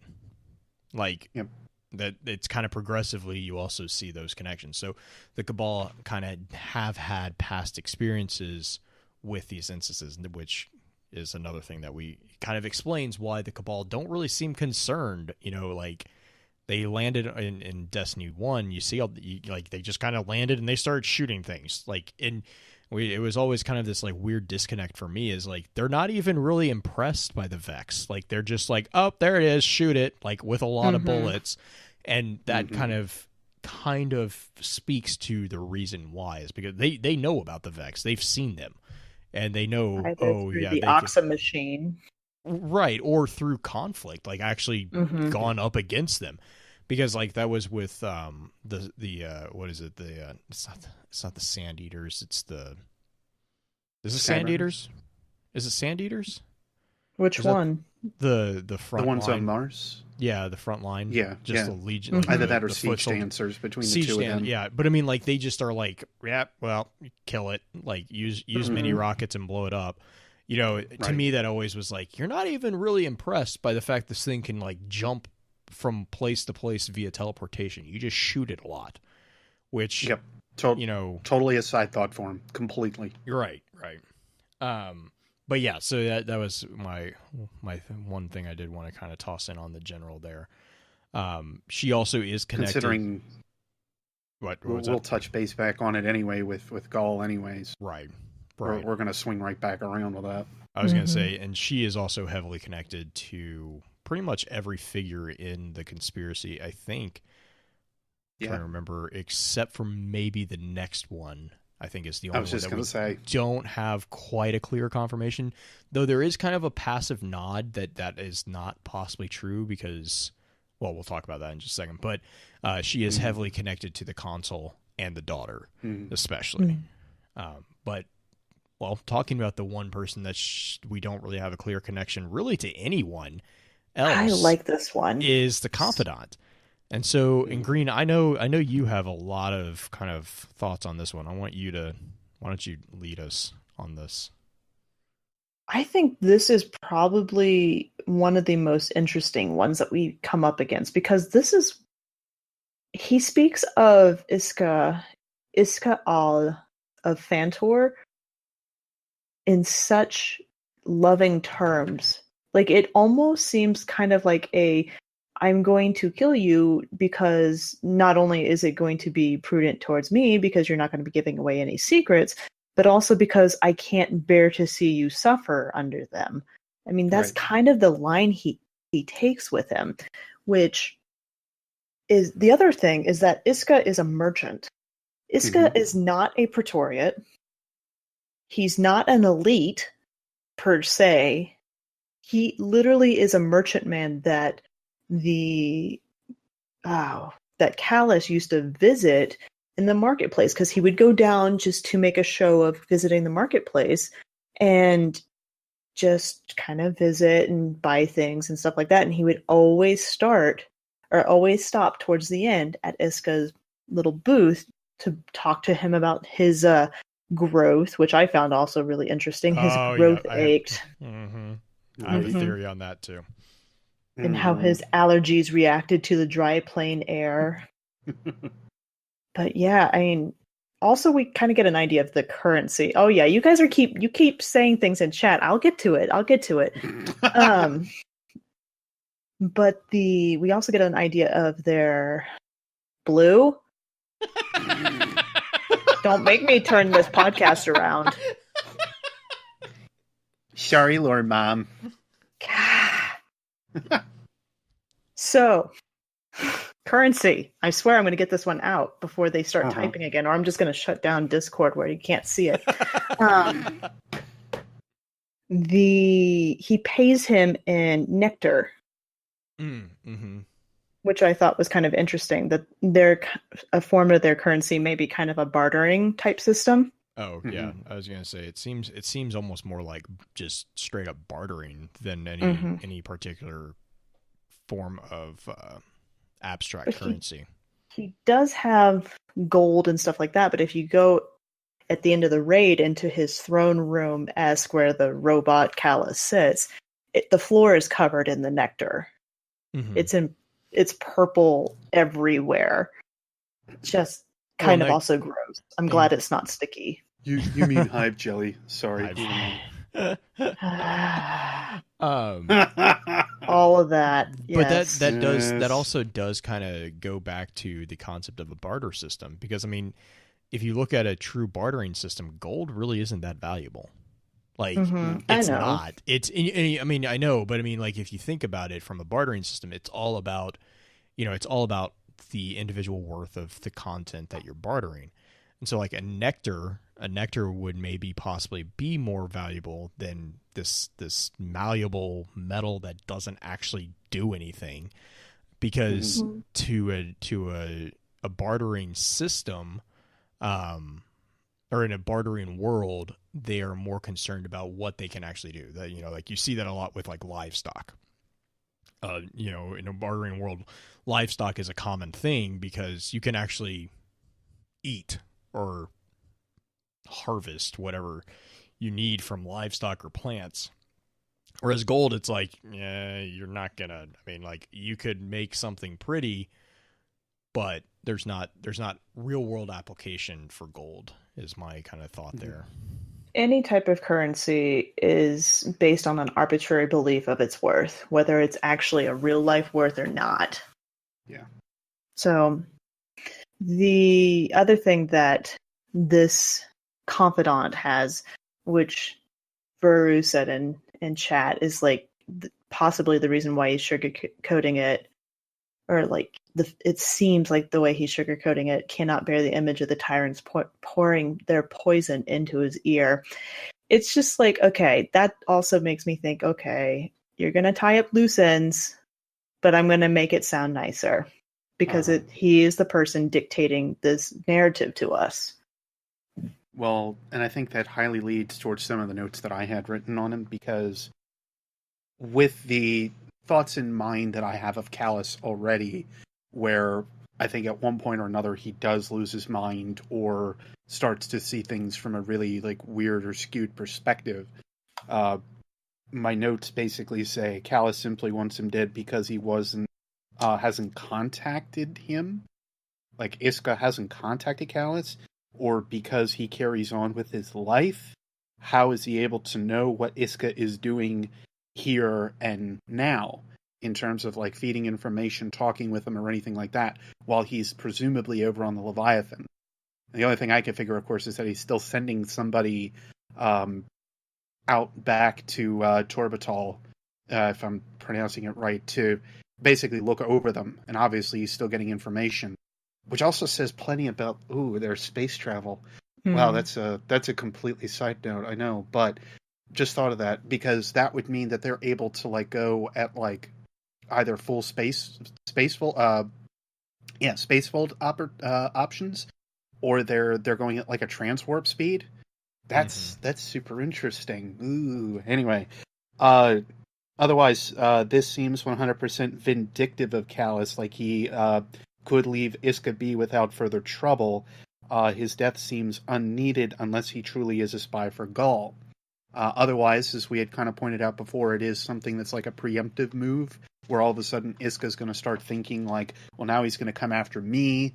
Now he's going to end up being, somebody that's going to go against me or otherwise, and then he starts to attack Calus with this fear and paranoia that may fester within him. That's the only other thing that I could think of, because for me it just seemed like Iska would almost be too tame about it. Like he wouldn't have minded too much if everything developed the way it did. But that was my perspective. And I think the other thing, going off of what you just kind of said there too, is to me it does seem like a preemptive strike, but it also, in the context of what is happening, he's got this coordinated attack on all these other co-conspirators going on, and Iska, we see in his thing, is kind of a figure who thinks very highly of himself, it seems.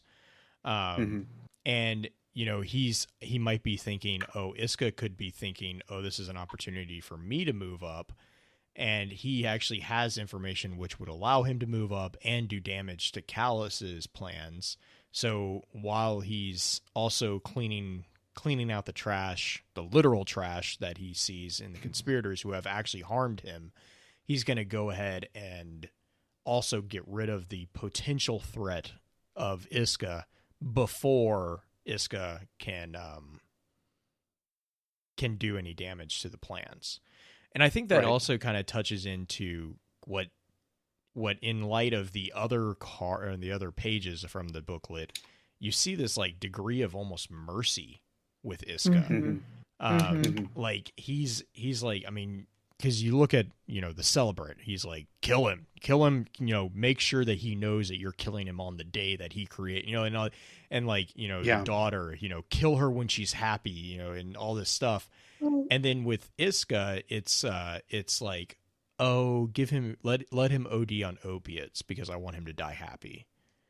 I'm gonna say I can read it off here too because I've got it in front. But give him opiates, let him die of contentment. I cannot bear to imagine the tyrants pouring their poison into his ear. I cannot let them have him.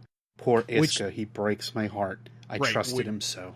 Which also kind of points to the fact that they don't have him yet. Yes. Which we don't know. Right. Which, if you want to talk about the marks in the book, we can at this point, because I think this is a fairly good place to start or like make that conversation, since he's the last one to have the mark. In the pamphlets that we got, the invitation. The daughter has the mark. Right. Yeah. Oh, I forgot we have the daughter left. But Iska is the last one that we have confirmed death. Yes. That has the mark. So yes. Sorry to interrupt you on that. No worries. It's the Leviathan mouth shape, that rounded triangle shape with two lines in it. And the Leviathan triangle is red with the lines being black. And that mark shows up on all of them except for Consul and Gaul at the end. Yep. So that's kind of a possible visual confirmation that some of these guys are dead. Possible, not confirmed, but it is a good thought. Yeah, it is what Calus thinks of it, I think, if nothing else. Yeah, well, and the other thing is, like, if you if you think of this as what it kind of is presented as is a hit list, you know, what we could be seeing is our copy in game of this tome, if you will, is actually a copy from a shadow or or someone who is trying to follow through. Because if you read the invitation and the afterwards in the thing, it basically says, if you do all this stuff, like if these people are all taken care of, and once Gaul is dead, because basically Gaul is the last one, he's like, if you kill Gaul, I'll give you an audience. Like, so it's like a checklist, you know, it's a bounty board basically. It is, but it's one that he puts out, and we actually get the invitation from the Emperor in game in one of the adventures. Granted, we don't get this pamphlet or this information in game, but we have a invitation from the Emperor mission, side mission type thing that shows up. And the reason why we get that invitation, though, is because we killed Gaul. Yep. So, I mean, that goes in line with, I don't know, I kind of read this as, I kind of read that as kind of, to me, it's just very probable that those symbols are X's. Check marks. Yeah. I don't know. And you know, that kind of goes back to Beard and I's kind of conversation about with Jairus and the daughter, you know, like, you know, which we can use as a segue to talk about the daughter here.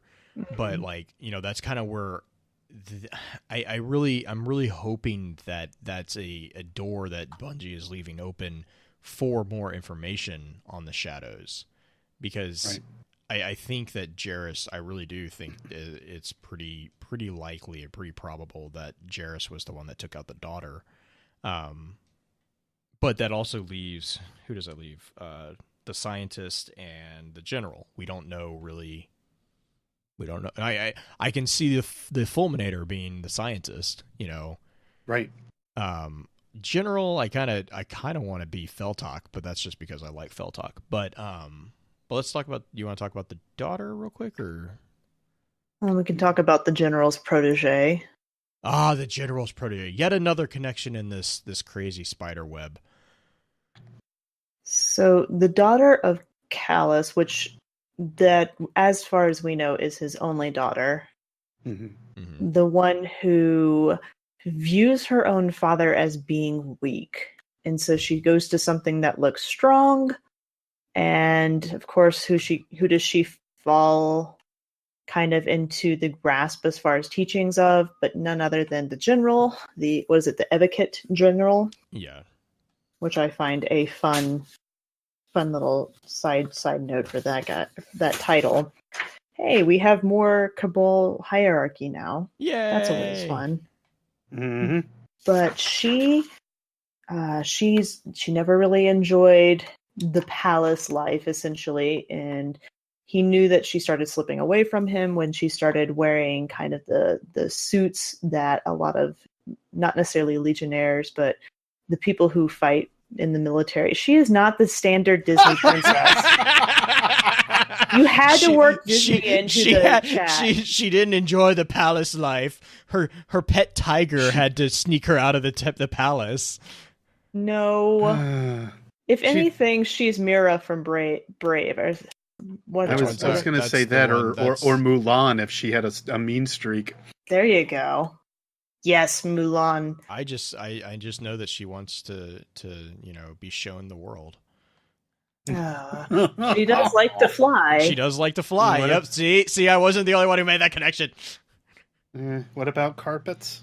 There's no mention of carpets. Anyway, is there a genie in a bottle somewhere that I don't know about? No, but there is a bone. Nope. Uh-huh. Oh, that bone. Gosh, this is the most interesting thing. See the implications. Yes. What special arrangement was it, Beard? I want to know. Exactly. Well, and beyond that, like you start talking about a bone within the Destiny universe, and all of a sudden it's just like, what does it mean? Which one? Who is it connecting? Is it Ahamkara? Is it Hive? Is it somebody completely different? Who is it? Or is it just a whistle? Really. Because I is a line. totally would love that if it was just a whistle and everyone's freaking and it has out.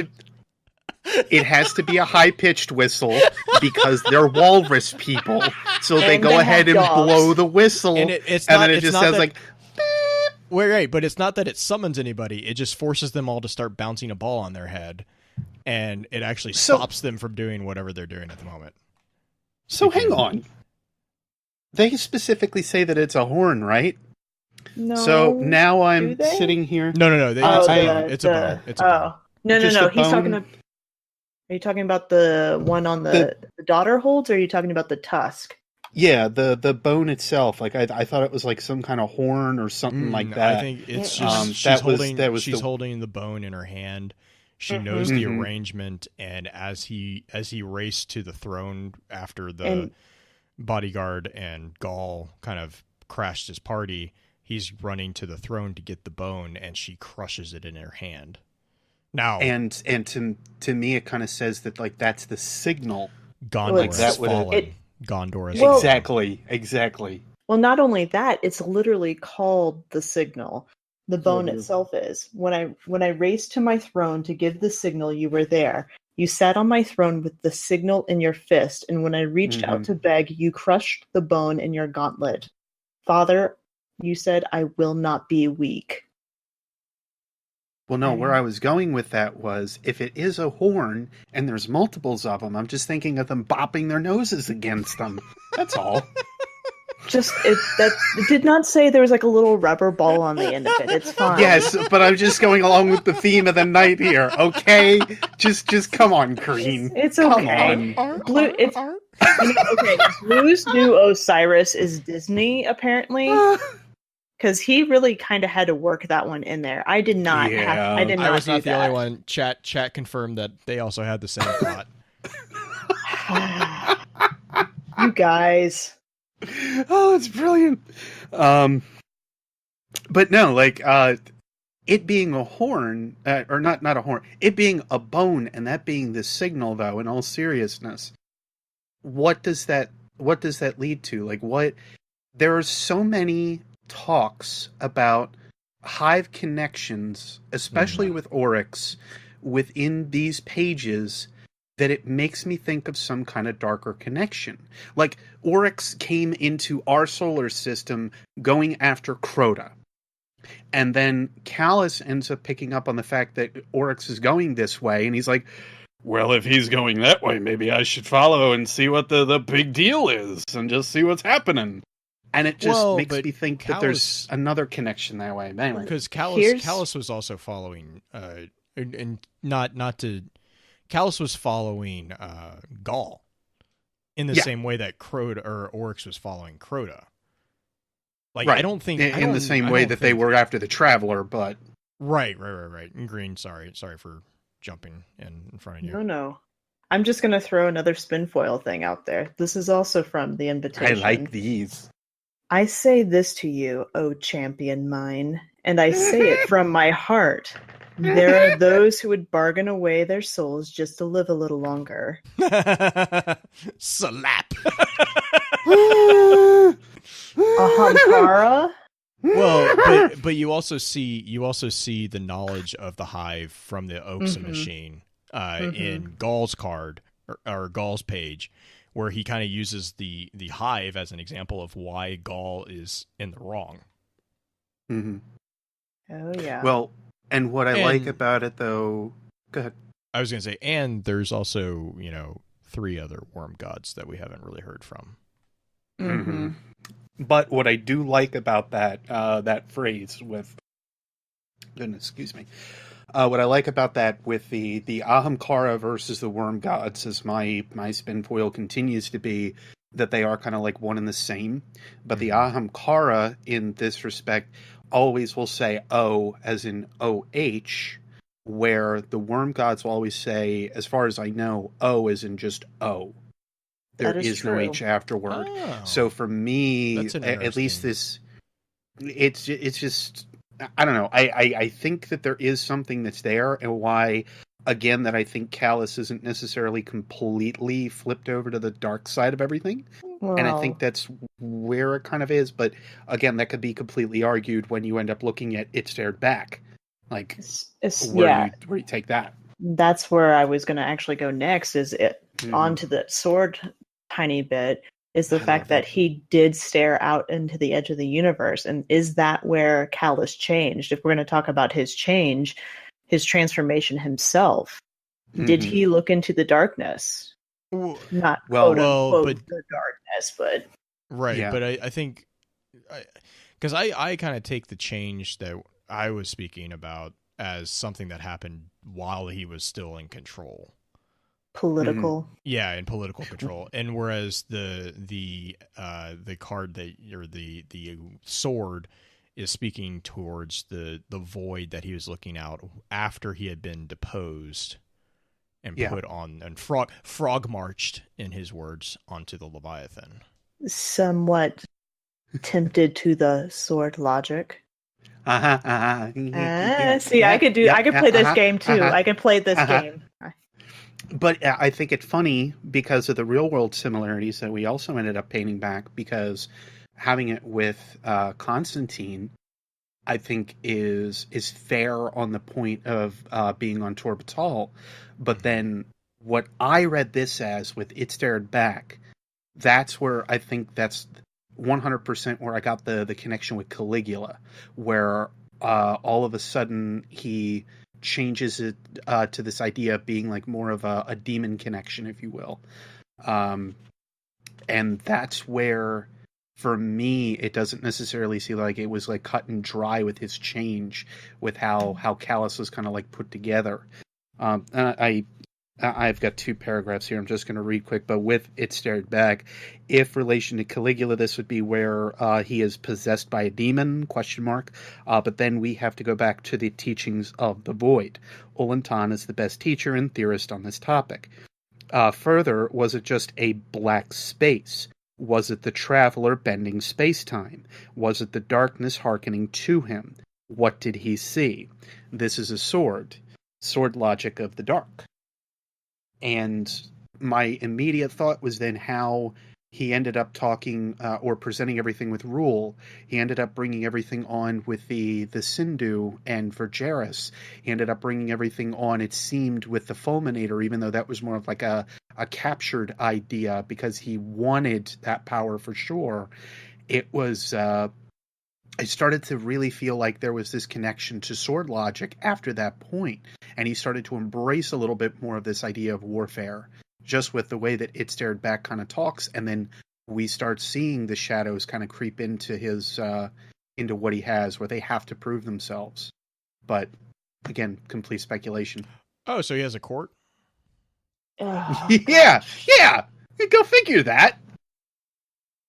I just see too many connections to it, and yeah. I said this with, and I know this is going to flip a little bit, but with my final video with the 9, I had mentioned how I am more open to the ideas of what the 9 have with their judgment than I am of what Calus has for us, all because of their stupid loot table.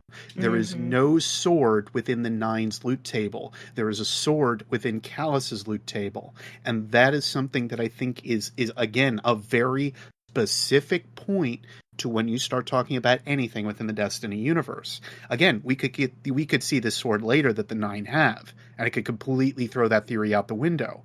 But for the time being, there isn't one that exists.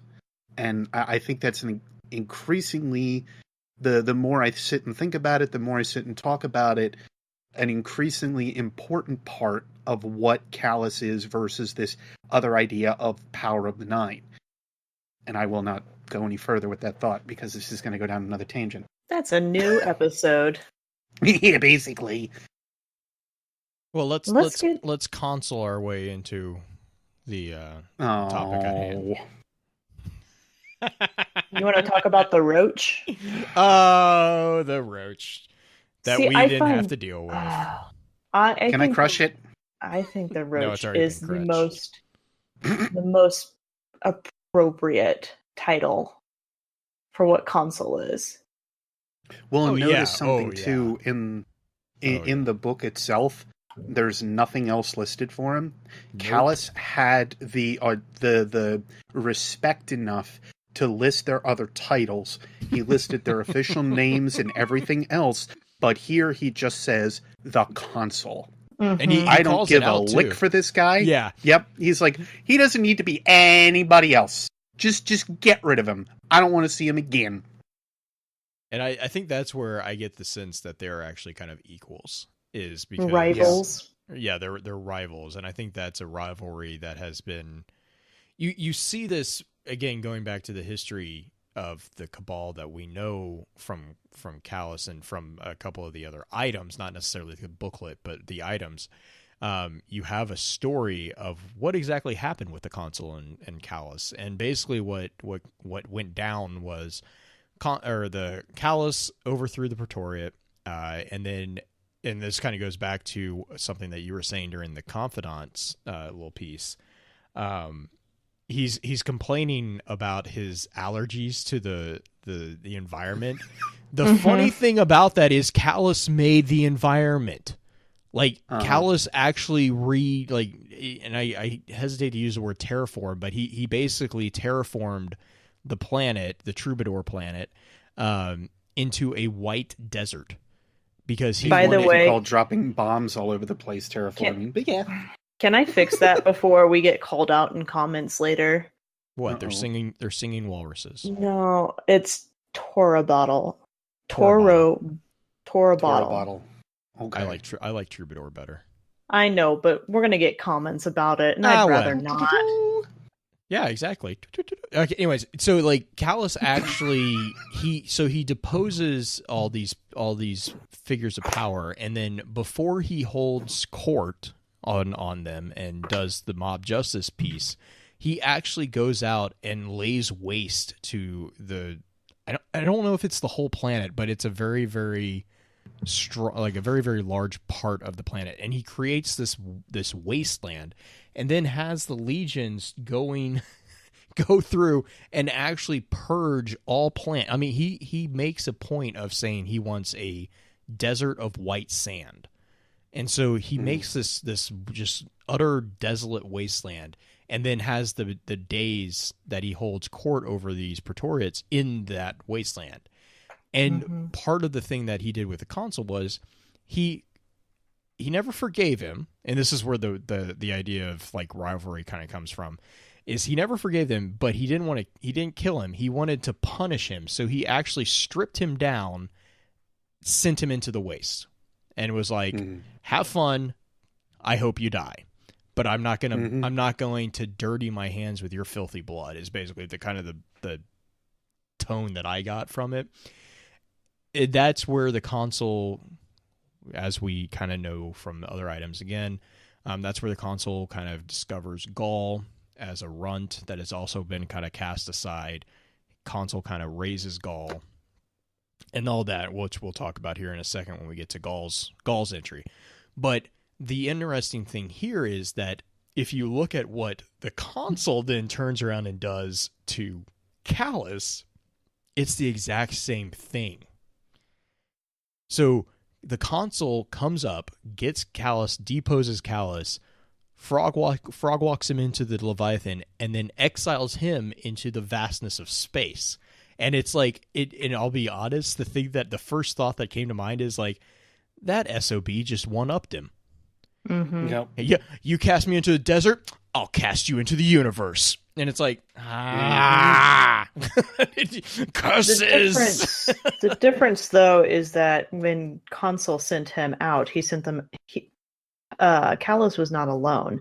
Calus had servants with him, and the people were not privy to the real reason that Calus was cast out. They don't really view. I mean, they might view him as cast out in some circles. But he was... that's a whole different conversation, too. Yeah.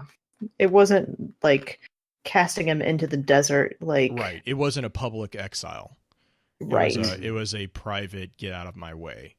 But I mean, would you agree, though, that the parallels are pretty... Oh, yeah. Pretty evident there? And I mean, I don't know. I see the consul and Calus as being equals, or, just the rival. That was the main rivalry. Two sides of the same coin. Yeah, almost. Yeah, because like the consul seems.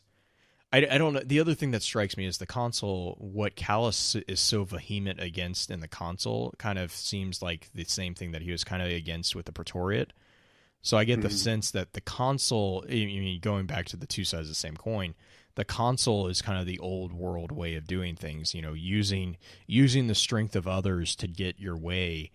And then you have Calus, who's kind of like, no, you take it, you take the bull by horn, and you make your own way in a certain fashion.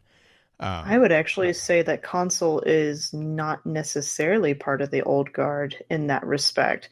I would say he is very unique in the fact that he uses others versus like the general, because the general she is I will do it myself. We will do this together. Consul is like, I will place you in the path and convince you to do your own thing.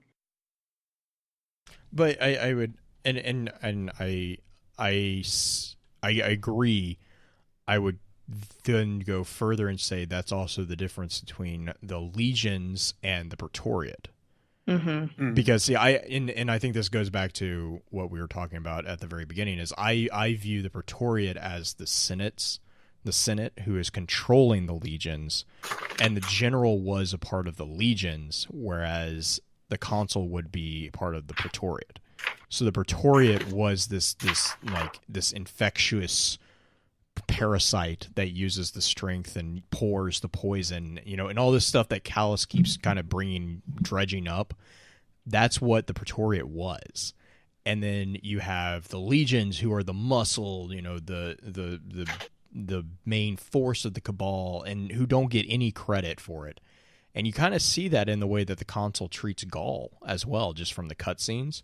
Like he kind of talks down to Gaul a little bit. He coaches it in, or he couches it in terms of respect, but the tone that he has was kind of like he's commanding Gaul. He's like, okay, look, you're done. Like, especially the part where Gaul then immediately kills him.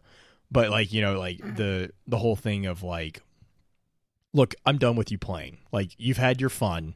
Now it's time to just finish the job that we sent you here to do. It's kind of the tone that I got from the consul when he's talking to Gaul, which also ties back into the letter of Calus to Gaul, in which he makes a specific comment about them now being dragged by Gaul. They set the reins on Gaul to control him, and those reins are not, they're not controlling Gaul. Gaul is like, he's got too much strength of his own to be controlled by them. Green. The other thing that I would mention before we move on to Gaul himself, because I think we're starting to transition there, is that Consul, when Calus wrote the end of the letter, end of the invitation to kill Consul, I sentence him to death by his own weapons, which happened. We did not kill Consul, Gaul did. Yeah, it's interesting how so many of these figures, in their own way, have actually followed this booklet. Yep. It's almost as if he knew it was coming. It's almost as if it was destiny. Or an Oxa machine. Mm-hmm. I would go with that one before I would say destiny, but then again, it is the title of the game.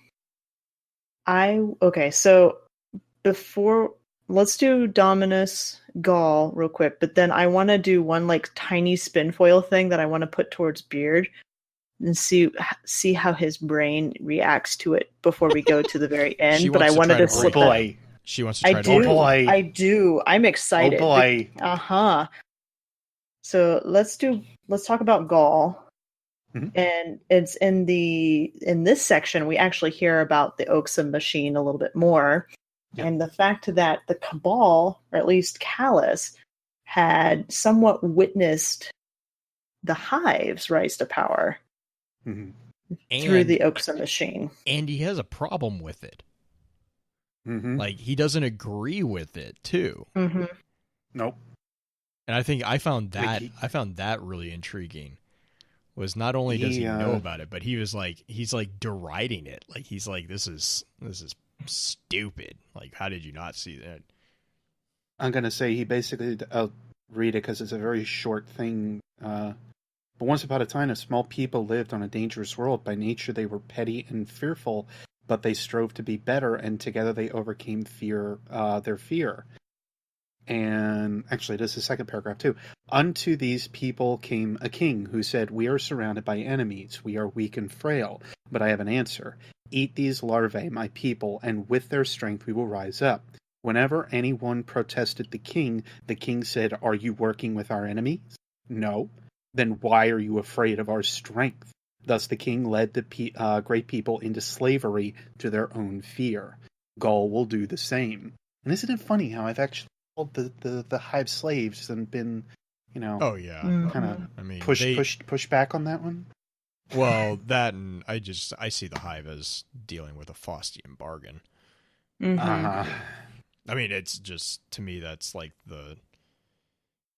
that's exactly what the worm gods thrive off of. Well, any kind of bargain of power is going to do that. But it's also to kind of go into a little bit of the politics between Calus and Gaul. It's a very Machiavellian presentation too, because you see the two sides of that same coin, and it's a very, if anyone's read The Prince, from Machiavelli, you'll see this pretty quickly. It's the contrast between ruling with love and ruling with fear, and the point here is that it is arguably more effective to rule with fear, but it's also arguably better to rule with the people that love you because of the loyalty that love would create. Now, there's, depending on which quote you take out of context from Machiavelli, he can be seen as supporting either side of that. But the thing is that fear, when you rule with fear, it's a never ending struggle. Like and that's just the nature of the beast, because when you promote fear and you promote all that, there's a couple options, and usually it's terrorization of the subjects, and that always breeds resistance.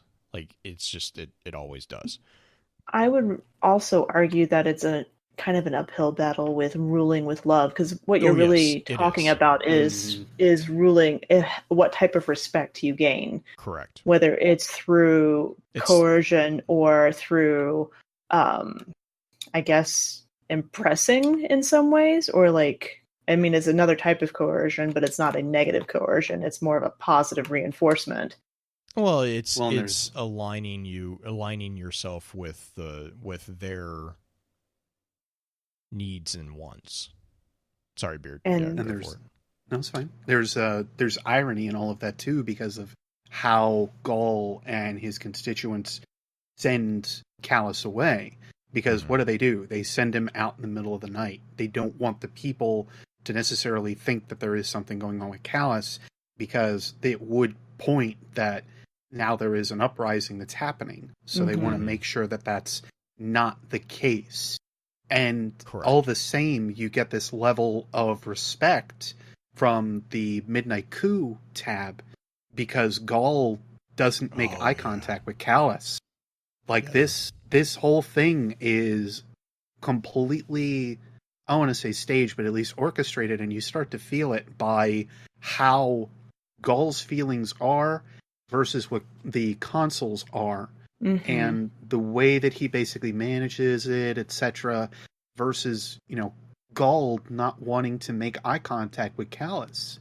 And that's such a powerful thing to kind of think of, where yes, I want to send you away. I want to get you out of here. I need the old ways to kind of come back so that our people can thrive again. But I respect you and I love you because you took me in. And that whole idea was so powerful just reading that for the first time. I think, sorry to kind of jump in there a little bit earlier, but I think the other thing is, this was a conversation we had in chat too about kind of a potential perceived disconnect between the booklet and the weapon lore tabs, about like how, there's not a lot of explanation on the transition from Gaul as a runt into Gaul as a pseudo family, like we don't really have a word for it, but it's kind of like an adopted child almost of Calus. And I kind of see that, and you kind of see that with the weapon lore entries, where you get the presentation of Gaul as the gladiator that Calus kind of grew to use as a tool in a way, which is kind of Calus's way of showing love, is he uses you more often. And I kind of think that's going back into Calus's kind of psychological paradigm of the world and the order of things. I think he sees everyone as having a specific place and a function, and he just sees himself, which is not something that's unsurprising given that he's the emperor. He sees himself as the top. He sees himself as the orchestrator of this giant disharmonious or harmonious, depending on the side you're on, symphony. Consul, though, Consul has very much so kind of the same philosophy. He's just going about it in a slightly different way. It's a different means to the same end. And I think that's why they don't showcase Consul too much in that respect either, because again, he's kind of the opposite of what I think Calus stands for. Sorry, Green. No worries. The other thing I would mention, talking about the getting rid of Calus, getting the Midnight Coup that happened. What is the one way that you can break somebody's heart faster than any other way? Leave them without telling them why. Yeah. So that the fact that Consul was brilliant enough to orchestrate that, to make sure that Calus left and Gaul was there, and that he was just gone from the people. Like the people, you could say that he went on vacation, but you never explain why. Yeah. Oh, he just left. He just left. Yep. Yeah, The- I see what you're saying. Right. So that's a good way to break the heart of the people once and for all to gain more control over the populace as far as a politics side of that goes. This week has been really interesting as far as like thinking about all the ins and outs of this, because it's a really, really well written story once you dive into like the politics of it, like what would be the motives and like how, and there's a lot there. And I really like this little introduction into the campaign of the Cabal, because this is the most we've ever gotten about the Cabal. Well, and it's again this dichotomy of showcasing like we don't know a lot of even what happens in our own city, and yet here we are able to go ahead and hear like what is happening on, I'm going to butcher the name again, but Turabottle, and basically like that was better. Okay, that's good. No. And like I'm actually like sitting here. Spoilers for anybody that cares for my next video. I've been sitting for the last few days and looking over all the flavor text on every single gun that has been put into Destiny 1 and Destiny 2.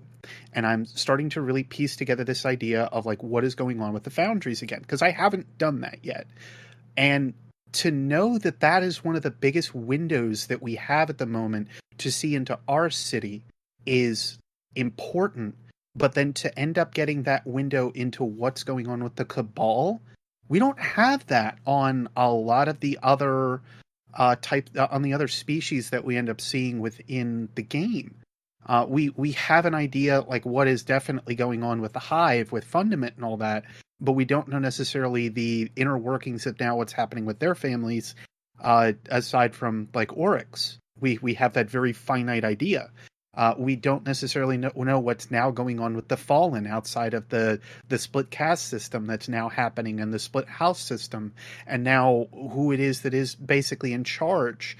And we only have it right now with the way that the Cabal are now have put themselves together, and it's this again interesting dichotomy between I feel between us and the Cabal a little closer than most of the other races that exist at the moment. I think we are so similar in how we act, minus like the paracausal stuff with the Hive. Like I just, it's just really an interesting way of presenting this mirror image that can happen. Like, which way could we have gone? Like, if you think of it from the perspective that the speaker is the one that ended up unifying us, but we had the warlords beforehand, that's your war leaders, and now you get the guy that comes in speaking peace. They had the same thing happen to them, and it's just a matter of how it was handled. I like that parallel. It's just one of those things that you just kind of sit back and let soak in a tiny bit. Like, yeah, it also begs the question of what happens now that the person speaking peace is gone. Well, the other thing is that, I mean, yes, that can lead to some interesting things that could happen later, but we are on such a precipice all the time in our own. Oh, please no! Come on, you two. Namely, Osiris. Now, granted, I've already warned against that one, but anyway. Right. I mean, yes, that is something that can very, very likely happen. It's the fact that he typed it into chat like 3 times in all caps very, very quickly. Osiris. It's like Beetlejuice, make him come forward type thing. Osiris, I called. Osiris. Shut up, Toland. Yes, Toland. But I mean, it's the precipice on which we constantly find ourselves as far as either a moral standpoint or just a survival standpoint. Our decisions could go either direction. We could end up like the Hive. We could take on the Faustian deal. We could also end up like the Cabal, where we have a emperor dictator type situation that goes bad. I mean, we have hints of that already within our society. Oh, yes. We also have the three queens, which that could be another fun thing to dive into as well. Which, that takes me to the spin foil. You ready for this? Okie doke. All right. So, pull out the thing about the general again. All right. Gotta get there. Okay, so look at her name. Amun Arath. She is... You are not going this way. I am definitely going this way because it is not necessarily something that could seriously happen, but it definitely piqued my interest when I was reading through it because I was just like, this sounds like the rebirth or reincarnation of one of the queens. I wouldn't go. You mean one of the siblings? I wouldn't. One of the re-instances of her. Not. We have no example in the universe of them re-instancing in a different shape or form other than Hive, but the embodiment but we of do. war. We do. I mean, Savathun did it. Uh-huh. Savathun did it with the wish dragons. Mm-hmm. That's how she infected them, was she disguised her... it wasn't her... the bishops were the ones they were fighting. She disguised her followers and herself as dragons and infected their political system and ate them from within. Necessarily how that was the case is still right. Of course, up for debate. I don't think it was necessarily that they changed their form, but I think it was something where they could communicate with them in the same way. Hence, again, Ahamkara and Worm Gods being the same, moving on. But the thing is that also, that also begs the question of who's really the seat of individual self there. Is it the worm? Mm-hmm. Right. Because then you could actually say that they did burrow into something.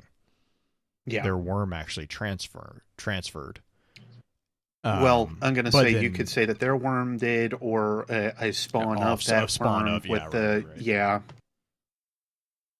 But yeah, that was just my thought. Is like, okay, this lady is very much so Xivu Arath-esque.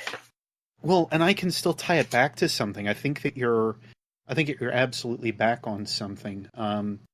I'll read what Vero has here, and then I'll go ahead and kind of claim my point. But Savathun also said, actually, up quite a bit further, I guess. Blue, you're following a little bit more. Oh, yeah. So Vuru was just saying, like, the main thing I was saying is, like, in chat, Vuru was saying Savathun also said she had to leave Oryx in order to grow differently. Okay. And Xivu might have done the same to the point where her breed was no longer quote-unquote Hive. So it's just, it's just the context of what they mean by grow differently. Mm-hmm. Yeah, and I could kind of see something like that, and that's kind of where I was going, in the sense that we know that we're able to tell and understand these stories from the Oxa machine. So the question is how far back in time the events of Fundament and the events of some of the other conquests of Oryx happened.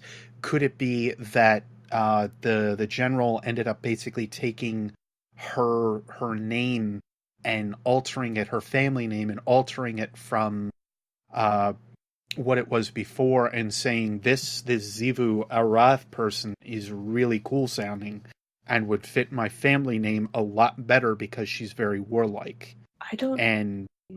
That begs the question on whether or not the information was shared outside of the Emperor, outside of the Oxa machine. I mean, also, would a general want to know that knowledge when, it's a very disseminating type thing. It's a very high thought process. Not saying she wouldn't, but... Well, and this is again where I would question it and would almost call it as a coincidence, or something where it would be an adaptation of that notion, or just be, like everybody is kind of saying in this regard, where it is something where Xivu had grown in a different way, and she just doesn't know it. But if that is the case, that would institute this idea that she has no idea this hive or another species has already infected the Cabal, which is something she is 100% against. I wouldn't necessarily. Where I was going is not necessarily that she herself is infected with the hive, more so that she is the embodiment of that ideal that Xivu had. When I said infected, I think that might have been the wrong word, but more they've gotten themselves into that idea, and like Xivu's her spawn or the hive that follow her would definitely follow the idea of like being warlike. Mm-hmm. I think that's more where I was kind of leaning for it. But no, this idea, quite possibly that the hive could be within the warlike nature of the Cabal, would also end up going back to like how many years the hive would be out there, or how long the distance is between like the the gift mast and when they split up. Sorry. Yeah. We do know that the Emperor has seen 1,000 years at least, or he talks about seeing 1,000 years. I'm gonna say says over millennia, like Mm-hmm. he's been alive for millennia's time or something. And then the other question would be, well, does this nectar have any relation to like the royal jelly of the hive as well? There's so many parallels that get drawn with it. Like how much is it that is taken from these other worlds? Because we know for a fact the Scions are just the tip of the iceberg when it comes down to like what other things they may either utilize or take underneath the Cabal Empire's wing. Mm-hmm. So I'm going to keep going with that tangent all night if you let me. But that's okay. Again, this is just a spin foil and a fun thought game. Completely. That was something that entertained me for quite a while at work. Going, oh no. No, I picked up on that. I picked up on that last name. I was like, you're not going to go this way. Mm-hmm. Totally. But And that's one of the fun things about having somebody who likes spin foil. And yay! Mm-hmm. Well, do you want to kind of wrap up, Blue? Do we have any dispatches or anything? We did not. We did have one dispatch over on Twitter, but it was related to the pools of light on the subclass mission, which I think we had a conversation on Twitter. So, not regarding the hit list. We did not. But okay. Beard, what about? Do you want to lead us in the shout outs real quick? I don't really have too much outside of the fact that GuardianCon tickets are now live. They are ready to go. It was the place that I ended up meeting these lovely people and had a chance to start to really get into the community a little bit more. It is an awesome experience if you could get out there. It's going to be held in Tampa again, July 13th and 14th. Give yourself a day before and a day after, trust me, because it's a good freaking idea, especially if you have too much beer that's left over and you have to leave some of it in the hotel. What? I don't know what you're talking about. But it's a great experience. I think it's also for an extremely good cause because it goes towards St. Jude's Children's Hospital. They have helped my family immensely in my family's time with their children and so on. It is a very, very good place to endorse. It's a very good charity. When somebody basically goes in, they don't spend a dime. So again, a very good charity to go back for. That's my major shout out. GuardianCon, get prepared, get psyched. It is, to me, one of the best experiences as a Destiny player, as somebody of this fan base and community, that you could kind of take part in. Awesome. And Green, what about you? Speaking of charities, coming off of last weekend and my sugar high of playing Chubby Bunny twice on stream in front of the internet. It was hysterical. It was awesome. I still have marshmallows. I don't know where they're at, but I still have marshmallows. I looked up on my TV the day after and I had crystallized marshmallow goo.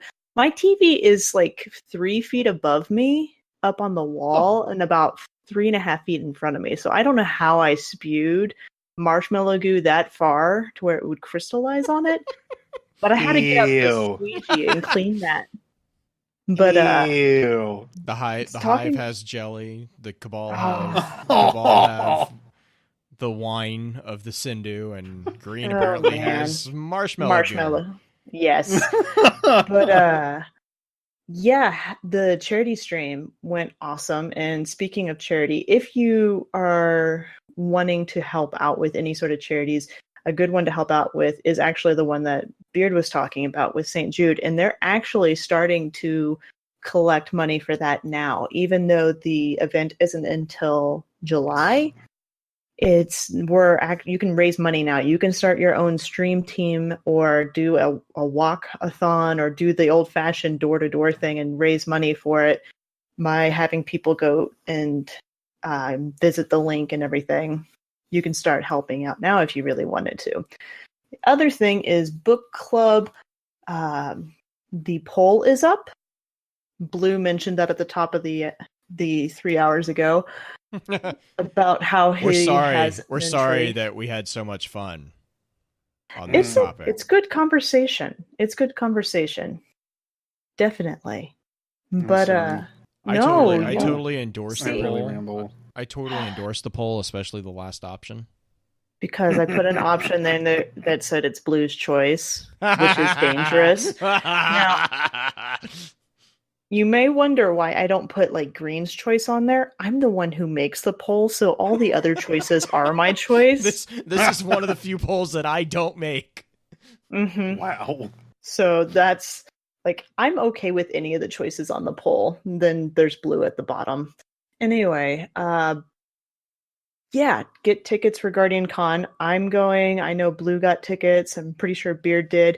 Speaking of Beard, at the beginning of the whole show, you mentioned Beard's note-taking. When I first met Beard, he had, was it 2 or 3 notebooks? 2. I had 2. I am now up to 5. I think you have, yeah. Oh my God, 2 notebooks full of and Beard writes small. He does not write large. He writes small, full of notes on D1 Grimoire. I was blown away. Bife was blown away. He treated it like it was the holy text. Oh my gosh. Oh, yeah. And Blue, speaking of notes, I just got that journal too. So did you get it? Nice. Mm-hmm. I got it in the mail today. I sent the link to Bife because he was so excited to see those. Mm-hmm. I'm gonna say as soon as you showed them, I think I've already made the comment, but I was like, feel like I want to grab those and transfer everything I have done to those books. They're so nice looking. The thing in question, and they're not expensive too. That's the thing. Is like $10 is ridiculous for that. ThinkGeek has grimoire journals, and they are blank. They're not. There's nothing in it, but it's a hardback journal that has the class or the all 3 class logos on the inside, and I mean it's a nice little journal. Like it is a nice, and I think there was, how many pages did we? There are 232 pages. So I mean it's a pretty decent, and it's a decent size too. So, but not too big, not too small, just right. Anyway, Blue, you want to close this out? Yeah. So Discord for next week is going to be on the collapse. I know that we have had a lot of people ask us, and I'm gonna actually tweet this out a number of times too. I know that there's a lot of people who are new to the Destiny family. First off, welcome. Second off, if you have questions of where all this stuff kind of started, that's kind of what we're going to be talking about next week with the collapse. We're not going to go back all the way to the Golden Age. We already have an episode on that.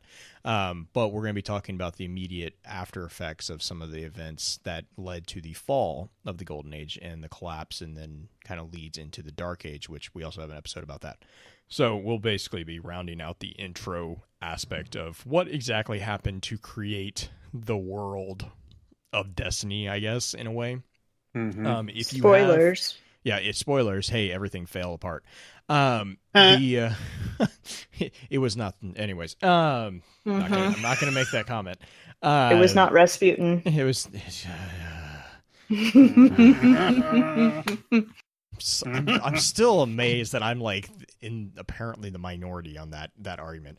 But if you guys have questions, especially questions, I know because a lot of people who are coming into Destiny 2 fresh, they don't have the exposure that Destiny 1, both in game and in the Grimoire, gave us about the collapse. Please send us any questions you have or thoughts about it. I promise I will be nice to you, even if you disagree with the factual case of Rasputin not shooting the Traveler. We'll explain next week. We will explain that. We will explain that next week. That is a big thing that we will explain. Is Rasputin is pretty heavily involved at the start. He's not. He doesn't have a lot in there. But yeah, so if you have any questions, thoughts, comments on the collapse, please send them to us. And then let's see, I think that's really it. Be sure to vote. We are throwing both the regular weekly poll up this weekend as well as the monthly extra lore next week. Book poll. Oh yeah, and book poll. Yeah, every month we start the extra lore over. And so next week we'll have the extra episode, and then also we will be resetting that chat to whatever wins this weekend. But yeah, that's pretty much it for me. Yes, we have a plethora of polls this weekend. But I think that's it. Let's run through an outro real quick, and we can stick around for a little bit of an after show. With that, we'll begin to wrap the chat up. Thank you again to those over on Twitch for coming to spend your evening with us. If you'd like to join us for the live streaming of the episodes each week, please be sure to give us a follow over on twitch.tv/FocusedFireChat. Links to all our other sites can also be found with our episode archives over on the new and improved FocusedFireChat.com. Thank you again, Beard, for joining in on the conversation. I'll be sure to get your contact information up in our show notes for this week for anyone who wants to continue chatting with you. And please be sure to email us at FocusedFireChat@gmail.com with any comments or questions for our team concerning the podcast, and let us know how we're doing by giving us some feedbacks and a rating on iTunes as well. Also, make sure to check out our partner podcasts within the Guardian Radio Network over on theguardiansofdestiny.com. So, until next time, focus your fire, and may your light shine bright.